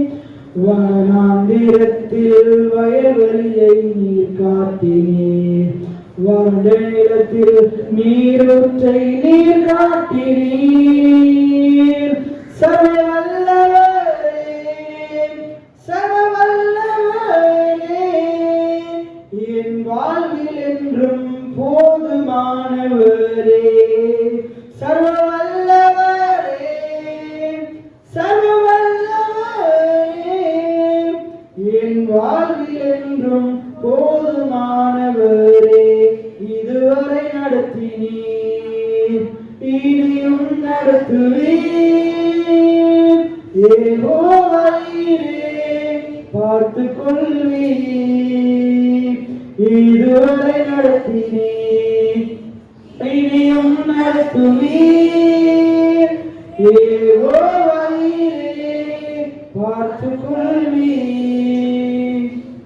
ஆண்டவரே, அருமையான இந்த ஓய்வு நாளுக்காக நன்றி செலுத்துகிறோம் சுவாமி. இந்த வருஷத்தை நன்மையால் முடிசூட்டி இந்த வருடம் முழுவதும் நம்முடைய வாழ்க்கையில எல்லாவற்றையும் நெய்யாய் பொழிய பண்ணின நல்ல தேவக்காய் நன்றி செலுத்துகிறோம்.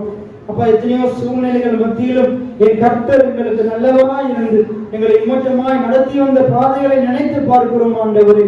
அது ஆச்சரியமானது, அது அதிசயமானது. எங்களை இவ்வளமாய் சுமந்து வந்த தேவக்காய் நன்றி ஆண்டவரே. எங்களை தள்ளாட விடவில்லையே, எங்களை வெட்கப்பட விடவில்லையே, எங்களை தாங்கி நடத்தினீங்களே ஆண்டவரே. அதற்காக நன்றி செலுத்துகிறோம் சுவாமி. எங்களோடு பேசி நம்முடைய நல்ல வார்த்தைகளுக்காக நன்றி செலுத்துகிறோம். இந்த வார்த்தையின்படி ஆண்டவர் இந்த வார்த்தைகளை தொடர்ந்து கேட்கிற பிள்ளைகளாக, தவறாமல் கேட்கிற பிள்ளைகளாக, விருப்பத்தோடு ஆசையோடு கேட்கிற பிள்ளைகளாக, தேவனால் பிறந்தவனும் தேவனை சத்தத்துக்கு செவி கொடுக்கிறோம் என்று சொல்லப்படுகிறது. நாங்கள் தேவனால் பிறந்திருக்கிறோமே, நாங்கள் நீதிமானாக்கப்பட்டவர்களாக இருக்கிறோமே, உடைய சத்தத்துக்கு செவி கொடுக்கிற பிள்ளைகளாக, ஆசையாக விருப்பத்தோடு ஆலயத்துக்கு வந்து அமர்ந்திருந்து உடைய வசனத்திலே வாஞ்சி உள்ளவர்களாய், கவனம் உள்ளவர்களாய், அதை கேட்கிற பிள்ளைகளாக, அதன்படி நடக்கிற பிள்ளைகளாக அப்பா நாங்கள் இருக்கிற ஒவ்வொருவருக்கும் உதவி செய்கிறார்கள். செவி கொடுக்கிற இந்த பிள்ளைகள் எல்லாரையும் நீர் போஷிப்பீராக ஆண்டவரே, திருப்தியாக்குவீராக ஆண்டவரே. உச்சிதமான கோதுமையினால் போஷிப்பீராக, கண்மலையின் தேடினால் திருப்தியாக்குவீராக. அப்பா, நீர் எங்களை வெட்கப்பட விட மாட்டீங்க ஆண்டவரே. சத்துருக்கள் முன்பாக எங்களை நீர் உயர்த்தி வைக்கிற நல்ல தெய்வமா இருக்கிறபடினா நன்றி செலுத்துகிறோம் ஆண்டவரே. அப்பா, நாங்கள் வேதத்தை கேளாமல் எங்கள் செவியை விளக்காதபடிக்கு வேதத்தை கேட்டதன்படி நடக்கிற பிள்ளைகளாக எங்கள் ஒவ்வொருவரையும் மாற்றுவீராக ஆண்டவரே. இந்த வார்த்தைகளை கேட்ட ஒவ்வொரு பிள்ளைகளையும் பெரியோர் முதல் சிறியோர் வரைக்கும் ஒவ்வொருவரையும் நான் ஆசீர்வதிக்கிறேன். இந்த வருடம் முழுவதும் இந்த பிள்ளைகள் உங்களை தேடி இருக்கிறார்கள், உங்களுக்கு கொடுத்திருக்கிறார்கள். அப்பா, உம்மோடு நேரங்களை செலவிட்டிருக்கிறார்கள். இந்த பிள்ளைகளை நீர் வாழாக்காமல் தலையாக்குவீராக, கீழாக்காமல் மேலாக்குவீராக. இந்த பிள்ளைகளுடைய எண்ணங்கள், ஏக்கங்கள், விருப்பங்கள் நிறைவேறுவதாக. நல்ல வீடுகள், நல்ல பொருட்களை கொடுப்பீராக ஆண்டவரே. இந்த பிள்ளைகளின் இருதயத்தின் மன விருப்பங்களை கொடுத்ததை நிறைவேற்றுவீராக ஆண்டவரே. இந்த வருடத்திலே விட அடுத்த வருடத்தில் இந்த பிள்ளைகளை அதிகமாக நிரப்பவனும்படியாக செபிக்கிறோம். உண்மை குறித்து உண்மையில் இருக்கிற அன்பிலும் இன்னும் அதிகமாக நிலைத்திருப்பார்களாக ஆண்டவரே. விசுவாசத்திலே உறுதியாக இருப்பார்களாக ஆண்டவரே. கையின் பிரயாசங்கள் ஆசீர்வதிக்கப்படுவதாக, குறைவுகள் நிறைவாவதாக, இழந்தது எல்லாவற்றையும் விட பல மடங்கு திருப்பி கொடுப்பீராக ஆண்டவரே. இந்த ஓய்வு நாளை எங்களுக்கு ஆசீர்வாதமாக்கி தந்தபடி நான் நன்றி. 52 வாரங்களும் உடைய சமூகத்தில் இருக்க எங்களுக்கு பாராட்டின கிருபைக்காய் நன்றி. எங்களோடு பேசின சத்தியங்களுக்காய் நன்றி ஆண்டவரே. எங்களுடைய திருச்சபைக்காய் நன்றி செலுத்துகிறோம். எங்களுடைய ஊழியக்காரனுக்காய், ஊழியக்கார குடும்பத்துக்காய் நன்றி செலுத்துகிறோம். எங்களுக்கு ஆண்டவர் இந்த சபையில் இருக்கிற ஒவ்வொரு விசுவாச பிள்ளைகளுக்காய் நன்றி செலுத்துகிறோம். ஒவ்வொருவரையும் நாங்கள் மனமாற ஆசீர்வதிக்கிறோம் ஆண்டவரே, ஆசீர்வதிக்கிறோம் ஆண்டவரே, ஆசீர்வதிக்கிறோம் சுவாமி. எங்களை தாழ்த்தி உயர்த்தி ஆண்டவராக இயேசுவின் நாமத்தினாலே ஜெபம் ஏறெடுக்கிறேன் என் ஜீவனுள்ள நல்ல பிதாவே, நல்ல பிதாவே. என் ஆத்துமாவே கர்த்தரை ஸ்தோத்திரி, என் முழு உள்ளமே கர்த்தருடைய பரிசுத்த நாமத்தை ஸ்தோத்திரி. என் ஆத்துமாவே கர்த்தரை ஸ்தோத்திரி, அவர் செய்த சகல உபகாரங்களை மறவாதே. ஆமென். கர்த்தர் உங்களை ஆசீர்வதிப்பாராக.